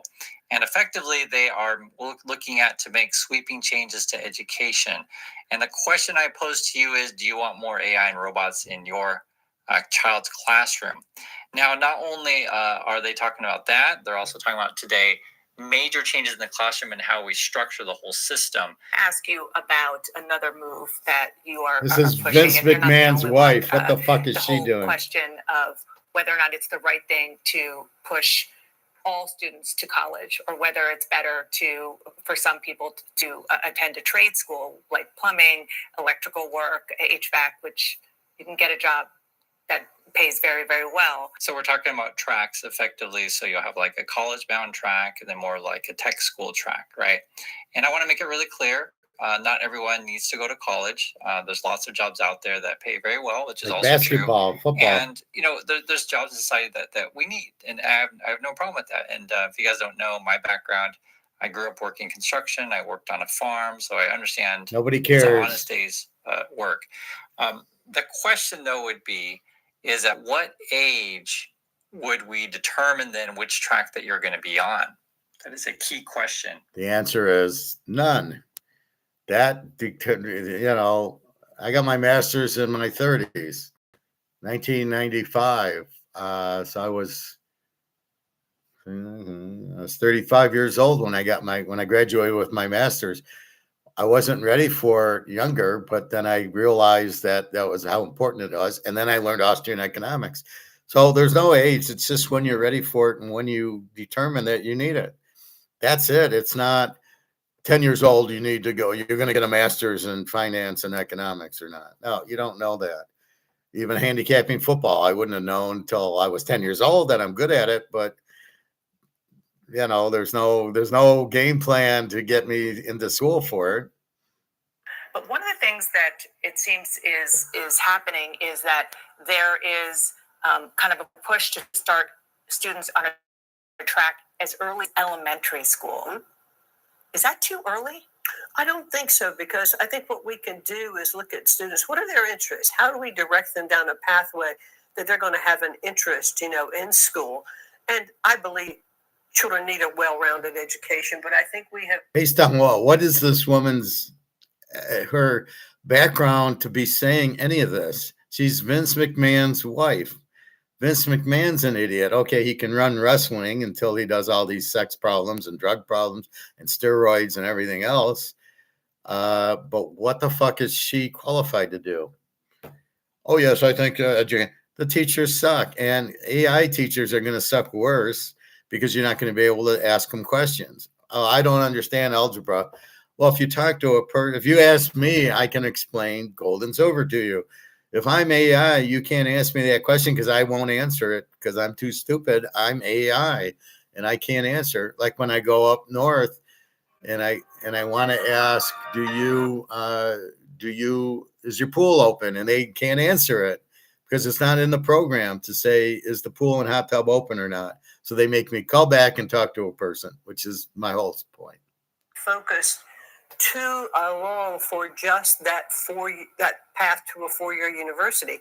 And sometimes we ignore what the actual skill sets of those students are. And so as I have looked at middle schools and I've been to community colleges and I look at the combinations and how these community colleges are working with middle schools, they have dual credits, middle schools and high schools Right. for skilled trades. We are really making great advances to get our skilled workforce ready to go. Which That was her quote here. We're making advances to get our skilled workforce ready to go. So effectively, they want to push the track, as early as elementary school. Effectively determine, okay, you're all going to be factory workers, and otherwise you're not going to go to college. This is going to be you. And the earlier you do that, then you're kind of predetermining people's fate. Effectively, they're also going to be pushing for basically defunding it, more education. That's essentially, long story short. I'll just say this, guys. I know that when you're young, you don't know what you want to do. Seriously, sure, some people have skills and stuff, but I don't trust this McMahon person who's professional wrestling CEO to make that determination for me, right? And it's crazy. makes sense. I mean, The scary part is what I teach you, Adam Smith, and what is that? Division of labor. And you want to be an accountant, you want to be a painter, you want to be a bricklayer, you want to be an IT person. You determine your skill set, not anybody else. The whole point of Austrian economics is freedom. You're free to choose. You can change your mind. I thought I'd be a painter, but I really don't like the smell of paint. I'm going to do drywall. Or, you know what? I want to learn accounting, or I want to learn IT. I want to be a programmer. It develops as you go. You don't know it until you actually try it. Once you try doing things, you go, no, this is boring as shit. I looked at accounting. I said, this is boring as shit. I hate accounting. It's too boring. There's no problem solving in it. That's why I went into financial analysis, so I can look at the numbers and analyze them. And that's what I like to do, not just put numbers into an account. It's too boring for me. So you don't know until you try it if you like it or don't. So how are they going to, in middle school, determine where you should go? It takes away the division of labor, and it takes away your freedom of choice. That's what I got out of hearing what they just said. It scared the shit out of me, because they're going to tell you what to do, and that's way out of bounds. No. You're going to be a garbage collector. Go do that, and you're going to be a salesman, and you're going to do that, and you're going to do this. You would never have gotten me as a handicapper. Now, as much as I like math and statistics, but how would that have fit? You have a lot of people that don't go to college that are entrepreneurs because it's too boring for them. So where are you going to put all these people? And why are you making this decision for them? That's up to them. It's up to the individual. It's called freedom of choice. Austrian economics is about freedom, and you choose what you want to do. But the harder you work, the more money you make, and the more money you should be able to keep. And then you go on nice vacations, and you buy nice houses and gold and silver and nice cars. And that's what you do based on your freedom. Look at these guys that play basketball and football. They're free to choose what they want to get into. And if they want to be movies, like Tom Cruise, he has no education. He wants to be in the movies. So he makes a lot of money at it because of his looks, not because of his acting. And a lot of these hot girls, they do whatever. They do porn, they do acting. They do it because they can make money at it. And that's what they enjoy to do. And that's the whole point of it. You should be free to do what you choose, what you like, what you're able to do. Part based on looks, part based on your intelligence. It's whatever, but your freedom. I'm free to handicap, and I'm free to talk about gold and silver. I'm free to buy gold and silver because I have money. I can buy it. That's the whole point. You're free to make your own decisions, and once that starts going away, where you're not free to make your own decisions, Luke Roman, you're fucked. Oh, we're going to do Hamilton economics. So we're going to create our own. We're going to rename economics into what I want, which is called Hamilton economics. What a fucking loser that guy is. That really pissed me off, that whole video. But that's the point. You're free to do what you choose. Marry who you want, live where you want, play golf, play tennis, go on a boat, go on a vacation, fly, do this, do that, go to Vegas, go to Florida. I mean, you're free to do that. And when they start taking your freedom away, which is what this sounds like, oh, we're going to put them on the path. And, in elementary school, we're going to tell them what to do. Oh, my God. That's what I got out of that was you just took the freedom of all the kids. That's a big problem. And I won't allow that. School, that's maybe debatable, but elementary school, should there just be a focus on basic critical thinking and perhaps some of the specific training and the path should be later in a child's schooling? Well, I don't think they're mutually exclusive. I think you can have some introduction of skilled, skilled trades in elementary school, but everything is, you can't direct it from Washington, D.C. How does each school work? What are the needs of that community? How are parents interacting, with teachers? And I think that is so critical as to what community needs. And that's why we really want to return education to the states. And long story short, it's defunding education, basically, right? Which is the best thing you could do.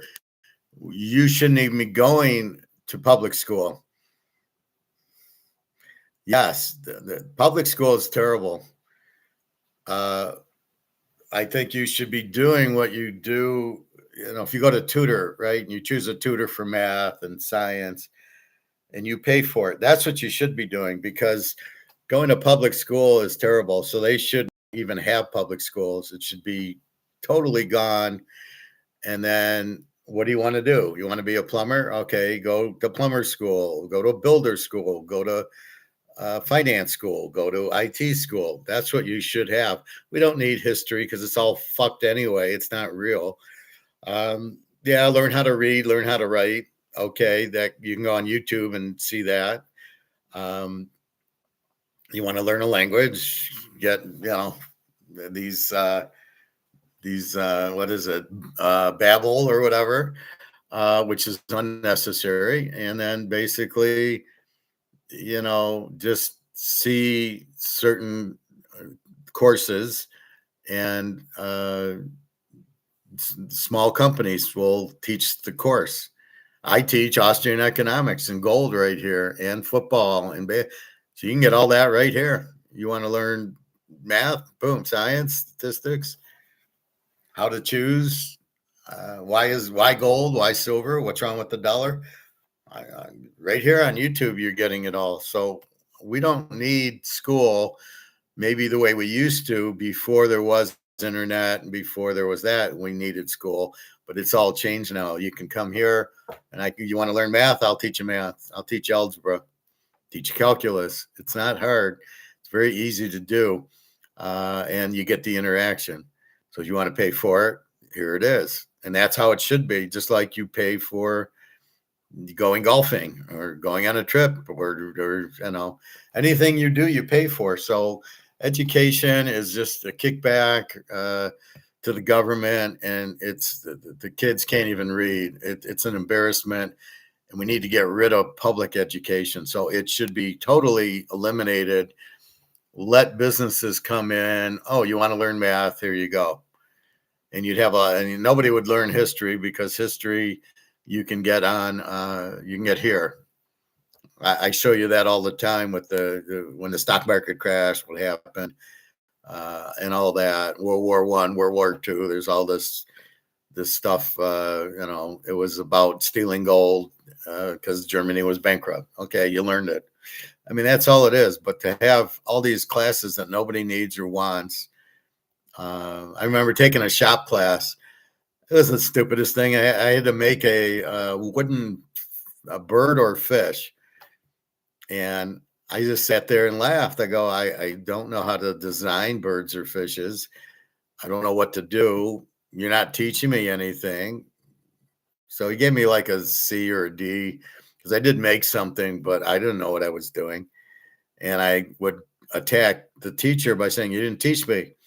You did not teach me how to make a bird or a fish with the wood, and go fuck off. I had a teacher once. We were learning like horoscopes, This is 7th grade. And so you had to write up like a Pisces is this, a Sagittarius is this, whatever. And you did all that. And she gave me a D because I just wrote everything down. I didn't use parentheses or quotes or something. And I told her to fuck off. I said, I said, I wasted 5 hours on a Sunday instead of watching football to do this.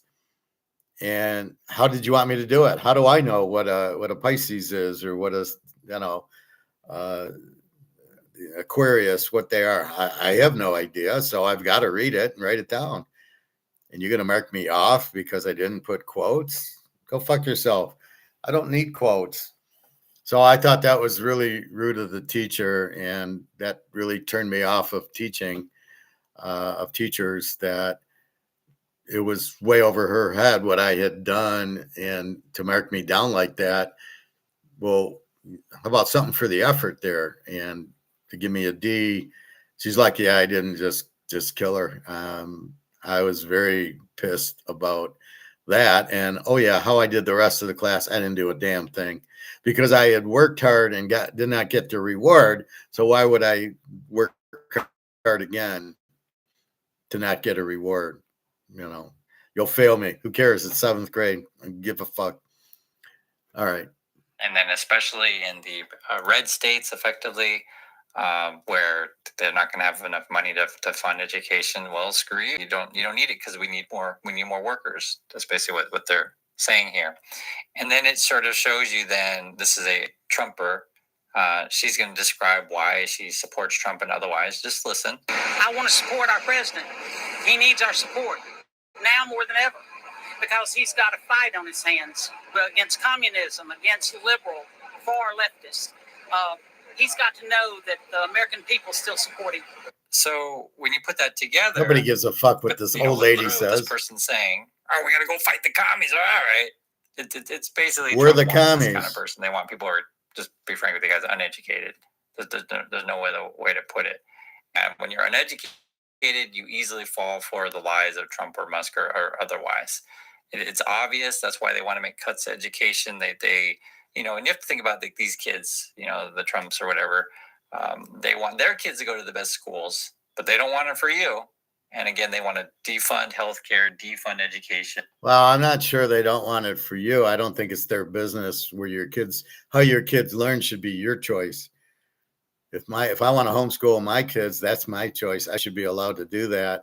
And they'll learn a hell of a lot more than they will in school where there's 30 kids. They teach to nobody. The brightest kids get bored. The dumbest kids, it's over their head. And the 2 or 3 who are in the middle learn something, but nobody learns anything in school. School is the biggest joke there is. Your kids learn so much more. I can teach your kids economics that they'll learn something in an hour that they would ever learn in school. And they don't even teach Austrian economics. Why not? They are trying to keep everybody stupid, not just the kids. That's the problem. They want a bunch of idiots out there who will not question what Trump says or the next president or Elon Musk. He's an idiot. They just have, there's a lot of idiots out there. And that's the point of it. And so you just sit there and you scratch your head going, what the fuck's going on here? Anyway, they should defund. They should not have public schools. They're talking about cuts to Social Security, Medicare. Isn't it obvious, like where this end game is? I think this is better. The view of the Capitol behind us. They can sell beer. By the way, this is the first time they're going to sell beer on the mall of the Capitol. Food, festive, car race. So I think this venue is probably better than the original thought anyway. Day drinking in D.C. What could go wrong? I know that Bud has said he felt a bit of divine intervention as he was walking these streets in the cold of January and trying to come up with this. There's a lot of logistical stuff. Right, and they'll use language like divine intervention. They'll push religion and otherwise. And hey, guys, this is the first time we ever sold beer on the Capitol. Wow, it's so fantastic. More beer, right? Make your determination on which education you get by elementary school. And hey, we're giving you more beer. This is then Elon Musk. He's saying, try Tesla self-driving. It feels like magic. Well, if you're uneducated, sure, it feels like magic. I mean, seriously, like the only people that Musk fools are the uneducated. In 5 years, we'll have probably, so 5 years being, say, 2031, I think digital intelligence will exceed the sum of all human intelligence. That there will be, in 5 years, probably, there might be let's say at least 100 million humanoid robots, but maybe a billion. You've known us for. This guy's so full of shit. He's just pulling numbers out of the air for dramatic effect. Who's going to want these robots? Oh, we're going to want the robot? I mean, who's buying them? Or we're just going to make them like he does with his electric cars that nobody wants. Musk is an idiot, okay? He doesn't know anything. All he does, all his contracts are with the government. That's where he makes his money, and he's an idiot. A long time. Our name matters to us and to our clients. The firm behind our family is Michigan's. All right. Yeah.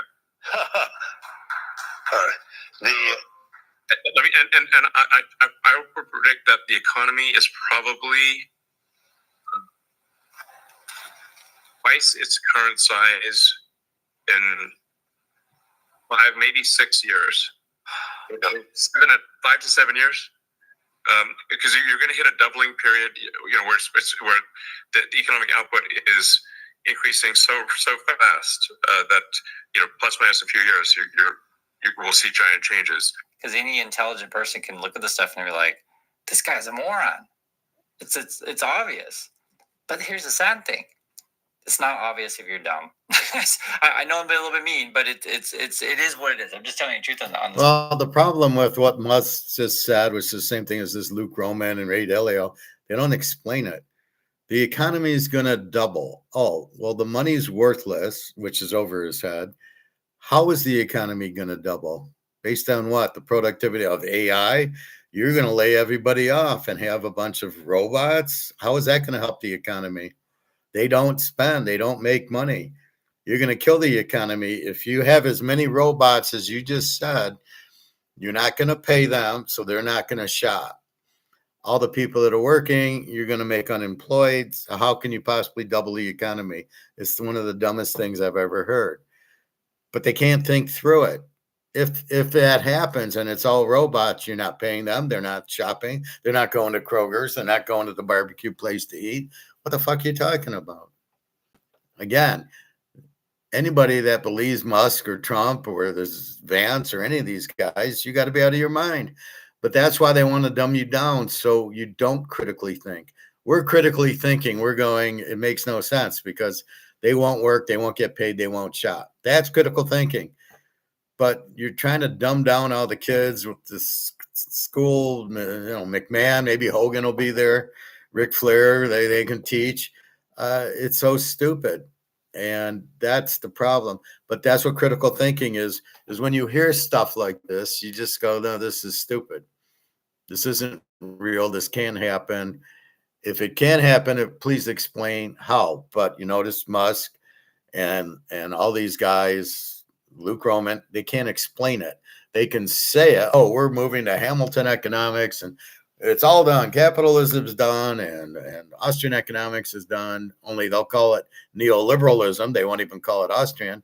It's done. Oh, no, it's not done. We can still go shopping and go eat and go buy clothes. There's capitalism means there's Polo and there's Tommy Hilfiger and there's Brooks Brothers. So I can still shop. That's capitalism. What do you mean it's dead? What's dead is your dollar is dead. That's what's dead. So I'm dying to see that one video where the guy says, oh, well, gold can't replace it. It's like gold is money. It's the only thing that can replace the monopoly money. It's like the same with the Trump stuff, isn't it? Any intelligent person can look at Trump and go, this guy's clearly a con artist. But if you're dumb, you get easily fooled. And I know I'm being mean, but guys, you have to put this together. Say it the way it is, Jesse Ventura. They don't want you to think critically. It's insane. I want to talk about AI in the classroom. You issued guidance last week saying schools should evaluate AI tools based on evidence of effectiveness and learning outcomes. The tools haven't been around very long, so there are no real studies, certainly not long-term comprehensive studies. It's not possible since AI is so new. And yet Google, for example, expanded its use of AI, Gemini, in classrooms. OpenAI just introduced ChatGPT Teens.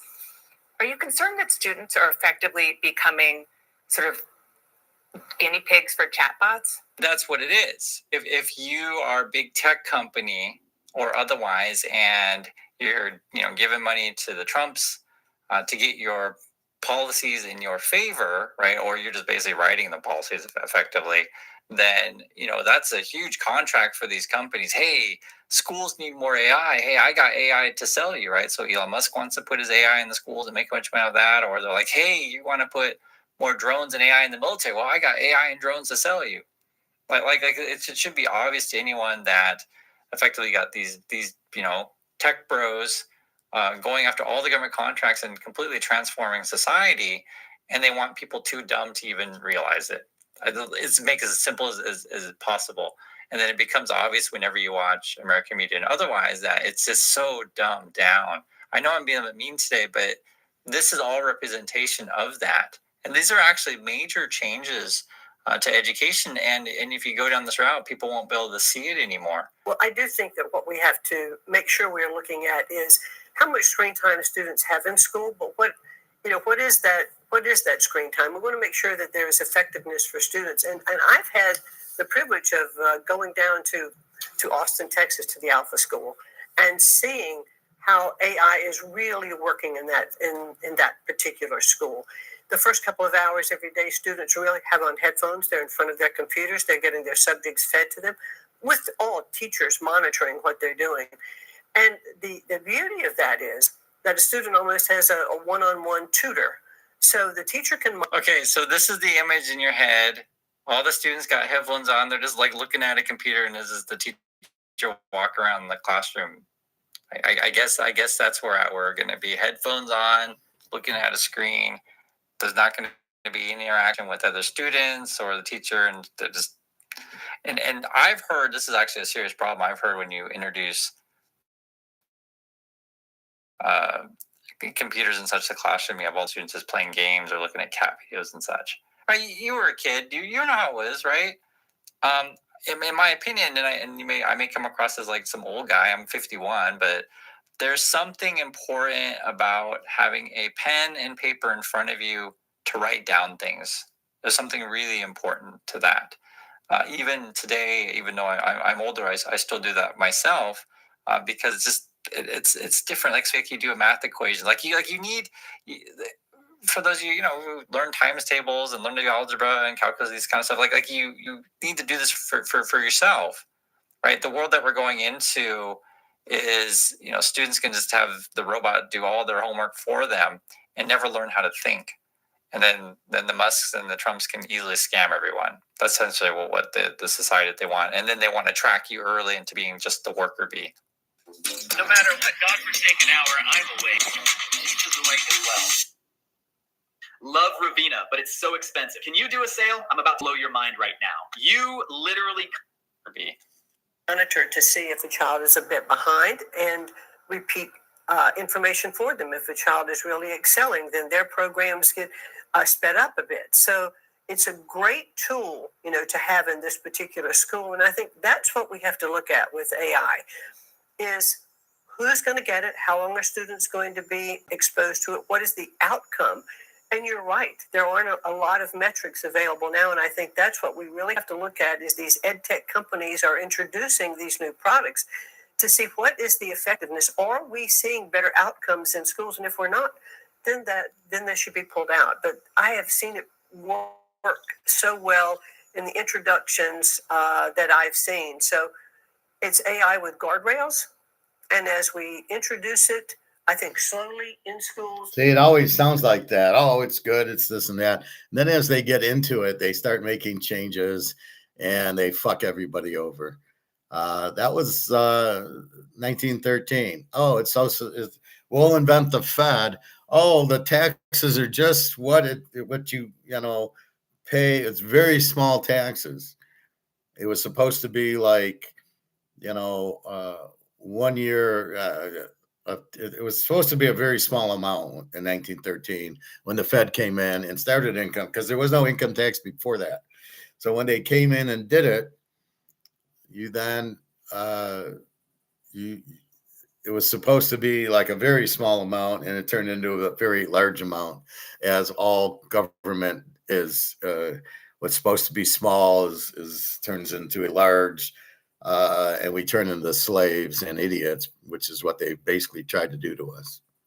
It can be a very effective tool used properly. So basically what she's saying is, okay, Elon Musk got this AI, and Elon Musk did his own study on his AI, and Elon Musk told me that, oh, my AI is really, really good, and kids are going to be awesome with it, right? Because remember, these people want to defund education. These people attack universities so there won't be major studies. You guys get this, right? I mean, it should be obvious what's going on here. And again, you're getting, the government's being captured by the big tech bros and such.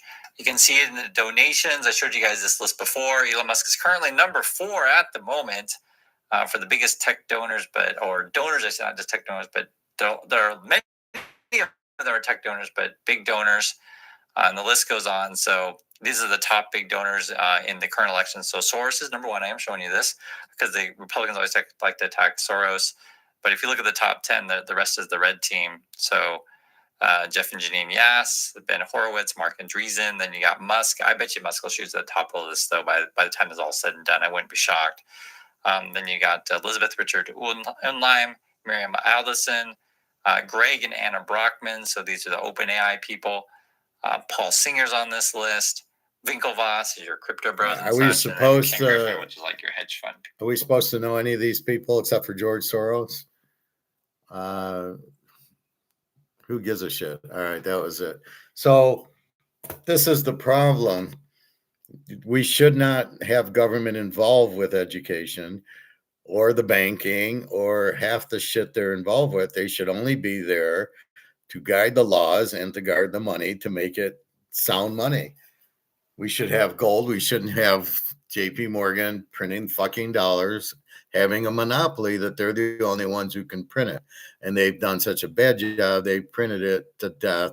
It's now worthless. Way to go, JP Morgan. You've got these Ponzi schemes like Madoff. It's the same thing. Well, I'm going to make you 15% return on your money, which he did. Only it's a Ponzi scheme. I mean, that's what the government is. It comes across where it's for you, it's for your kids. We're going to do this, we're going to do that. And at the end of the day, it's a Ponzi scheme. Nope, sorry, that's not really what it's for. And oops, you're fucked. And that's it. That's exactly, in a nutshell, what is the problem with government. And they should be out of the schools. So to defund them, I don't know what these means by defund them. Just don't have them in it. They shouldn't be in healthcare. They should not. We don't need the government to police everything. We have the free market to do that. If everything is competitive, the market will make everything fine. It'll balance it. Just like you go to the grocery store now, let the market determine what are the prices, what grocery store do we go to, what clothes do we buy, what cars do we buy. We don't need the government for that. We don't need the government for anything except for to have the laws. So we go with the Constitution, to have free trade, and to have gold-backed currency. That's it, the government, and have a small military to defend the country. That's the role of the government, not to build roads, not to have schools, not to get involved with healthcare, not for our benefit or our kids' benefit. And we'll have schools and AI in schools. AI is just a scam and a Ponzi scheme. It doesn't work. It's just a bunch of data. Why do we need AI? Why don't we just use Google to search things, right? Who won the 1940 World Series? I'll just Google it. We don't need AI. Nobody even knows if AI works, and everybody's jumping in. Oh, it'll teach your kids. I don't want AI teaching my kids. I want somebody with a brain in their head that my kids can talk to. right? If I was AI, nobody would be here, and you wouldn't learn a damn thing about anything. Talking to me, you learn your gold and your silver, and you learn your economics, and you learn your finance, and whatever I can teach you or show you with our doctor on cancer and our doctor on diabetes and all that. You learn because it's head to head. It's real, and otherwise, if I'm AI, nobody's even watching anyway. I don't know. I do not. I hate when I see an AI video. That's what that one idiot is when he says the gold can't replace the dollar. That's AI. And again, there's an agenda to not have you in gold. Don't listen to it.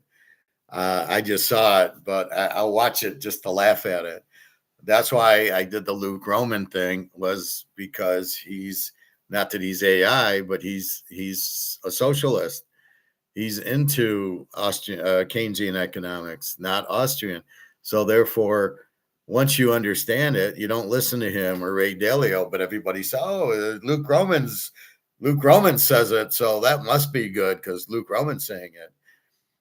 And our Colonel McGregor keeps bringing that up like it's good. Oh, Luke Roman says it. Well, Luke Roman's an idiot. Luke Roman's got cash and bonds. How smart can Luke Roman be if he's still in bonds? Why would you be in bonds? Well, it gives me 3%. Of what? The dollar's worthless. You don't even understand the dollar's worthless, Luke Roman. Ray Dalio. So go fuck yourself. You're not adding any value. You're not explaining what's the problem. Is it's printed to zero and get the fuck out. That's what you need to be talking about. But if you are too stupid and you can't explain that, why would I listen to somebody like Luke Roman who says that? So yeah, I'm picking on him, but I want to. All right, football. So we have week 1 in college and week 1 in pro. And I'll read you the lines of week 1A in college. There's 7 games. TCU 7.5, 47.5. USC 38 and 60. Virginia 5.5 and 54. Florida State 30 and 53. Stanford 6.5 and 48. Vegas 5.5, 57 to Memphis. We've got North Dakota State 7.5, 48.5 to Jacksonville State. I have no idea. They're a Division II school that is moved up into Division I. And Eastern Michigan 8.5, 52 to Sacramento State, who's a Division II moving up to Division I. So what are we looking for? We have last year to grade them, so we don't know. Hawaii was an A team. Stanford was a Z team. Are they the same this year? That's what we got to determine. We have to grade the teams, but we can't because they haven't played yet. So we look at what they did last year. We see if they got a new quarterback or a transfer in or the same one. We see if they have a new coach or the same one. And then we can go from there. So if they have a new quarterback, how is he? Is he good or bad? If we have a new coach, where did he come from? Now, some of them, like UCLA, gets the guy from James Madison. And as you see, Signani, he's pretty fucking good. So now is the guy who's now coaching UCLA, another James Madison coach. Is he going to turn them into a winner? We got to watch and see. We didn't know Indiana was any good. And then they started, they played pretty well the first year. And then last year, now they got the big wins. They beat Alabama. They beat Oregon. And they beat Miami, 3 good teams. They didn't lose anybody. They got a better quarterback this year. They know what they're doing. They're very well coached, very smart coach. So they in my mind, they're the number 1 team, not Oregon. Oregon's got Dante Moore. He's not a good quarterback. I don't like their coach. He goes for it on 4th down too much. He's an analytics guy, so Oregon will never win with that guy. Look at Oregon last year. They got Dante Moore. Pick 6 the first play against Indiana. And then it just went downhill from there, 5-6 interceptions later.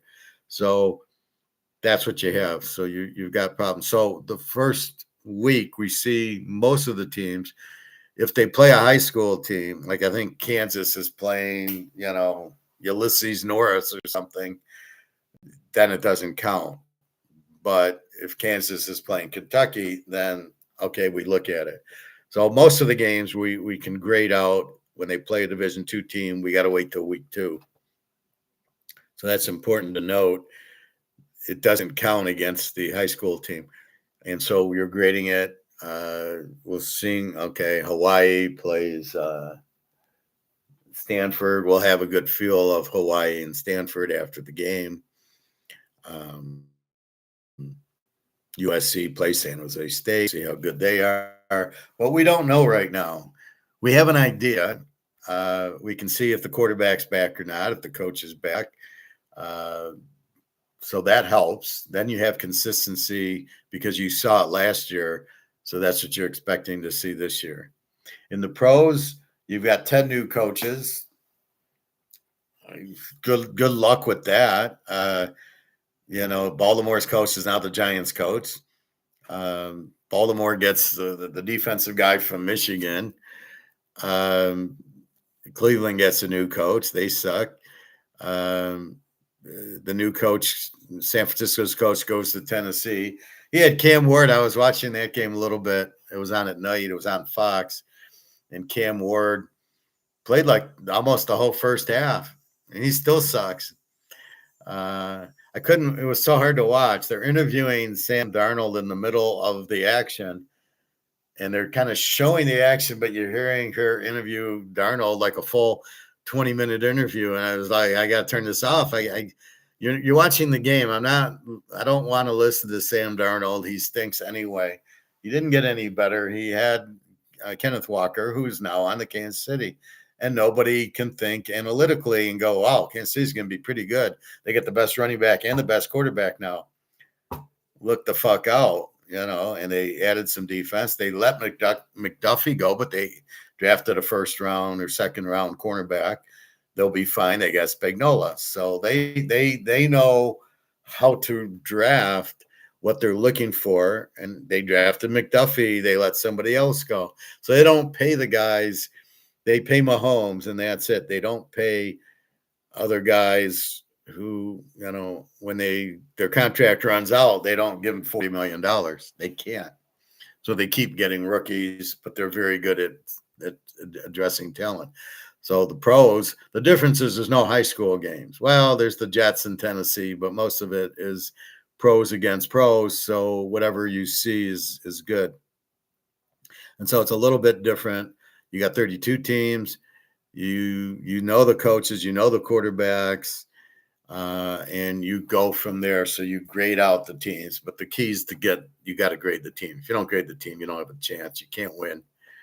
It's sort of like poker. You grade the player, and you got to say this guy's really good, this guy's not, and off you go. And that's what you're trying to do. And I love when I get no cards for like a half hour and some guys, I know how you play. Oh, really? You know how I play? You know that I slow play my flush. Oh, really? You know that? Because I haven't had a chance to do it yet. I haven't had any cards. All you know is I don't play crap, which doesn't help you at all with playing me in poker. So you're not going to win anything on me because I'm going to fold. So when I'm in the hand, now you got a problem.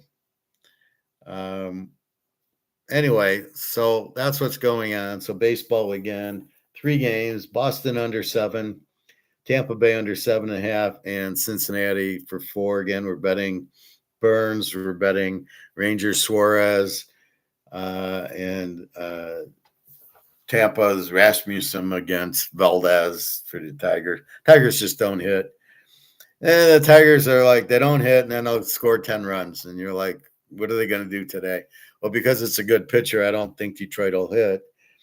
And you got to bet Burns and Boston's Rangers Suarez against Sandy Alcantara, 2 very good pitchers. Although we had that yesterday with Sanchez on Philly against a pretty good pitcher on Atlanta, and it was 4-0. But that's where you get screwed is the bullpen in the 8th and 9th innings. You got to be careful with. Anyway, this AI thing is a very big problem. because it's a scam. It doesn't work, but they're trying to sell you that it works. Do not buy AI stocks. Well, I bought it, it's gone up. I made money in it. Yeah, but the money's not real. The money's monopoly money. So be careful there. And if you are in stocks, get the fuck out as soon as you can. Make your profit, sell the stock, buy gold and silver. And where they get you is, well, I don't want to pay tax. My friend in Florida, I don't want to pay tax on my money. I'm going to leave it in there. Yeah, but it's worthless. See, they can't connect the dots that the dollar, that this is worthless. This is the problem. They can't connect the dots that this is worthless. Oh, it says 100 on it. It's worth $1. If that, go to the grocery store. It's not, food's more expensive. The dollar has no value, so you need more dollars to buy M&Ms. I mean, that's really what's going on, but they don't want to teach you that, because then you'll know, and then you'll be really mad at the government and call them dirty names and protests and all that stuff. So anyway, that's where we're at. So picks are posted for this week and part of next week for football. So if you're thinking of buying, you should buy pretty soon and get the best lines. The lines will change on some of these games that I picked. And again, I have some of next week's games. I've given you the Boise, Oregon game over, and that over is going to move. So you'd want to bet that soon. Who do you bet it with? That's why you need to buy the picks. So again, I have a lot going, and that's it. So www.teaserking.com. So have a good day, everybody. Enjoy. It's nice and cool here. My friend called me up, said, well, how are the vents? How's the air conditioning? I go, I haven't had to use it. It's been pretty cold at night. When I go swim, I just leave my door open. And when I come back, it starts cooling down, and, not bad. So I think it's in the 60s today. So that's good. So I'm going to probably do my laundry and then go walk the lake, because the club is closed, or the gym. I can't go there. I can't do the bike, I can't swim, and I can't take my hot tub. So the pool, the lake's wide open. So I think I'm going to do that. Anyway, have a good day, everybody. www.teaserking.com. Enjoy. I hope you got value. Please leave comments. If you have questions, you can go to Teaser King and email me, and I will respond. All right. Have a good day, everybody. www.teaserking.com. All right. Ciao.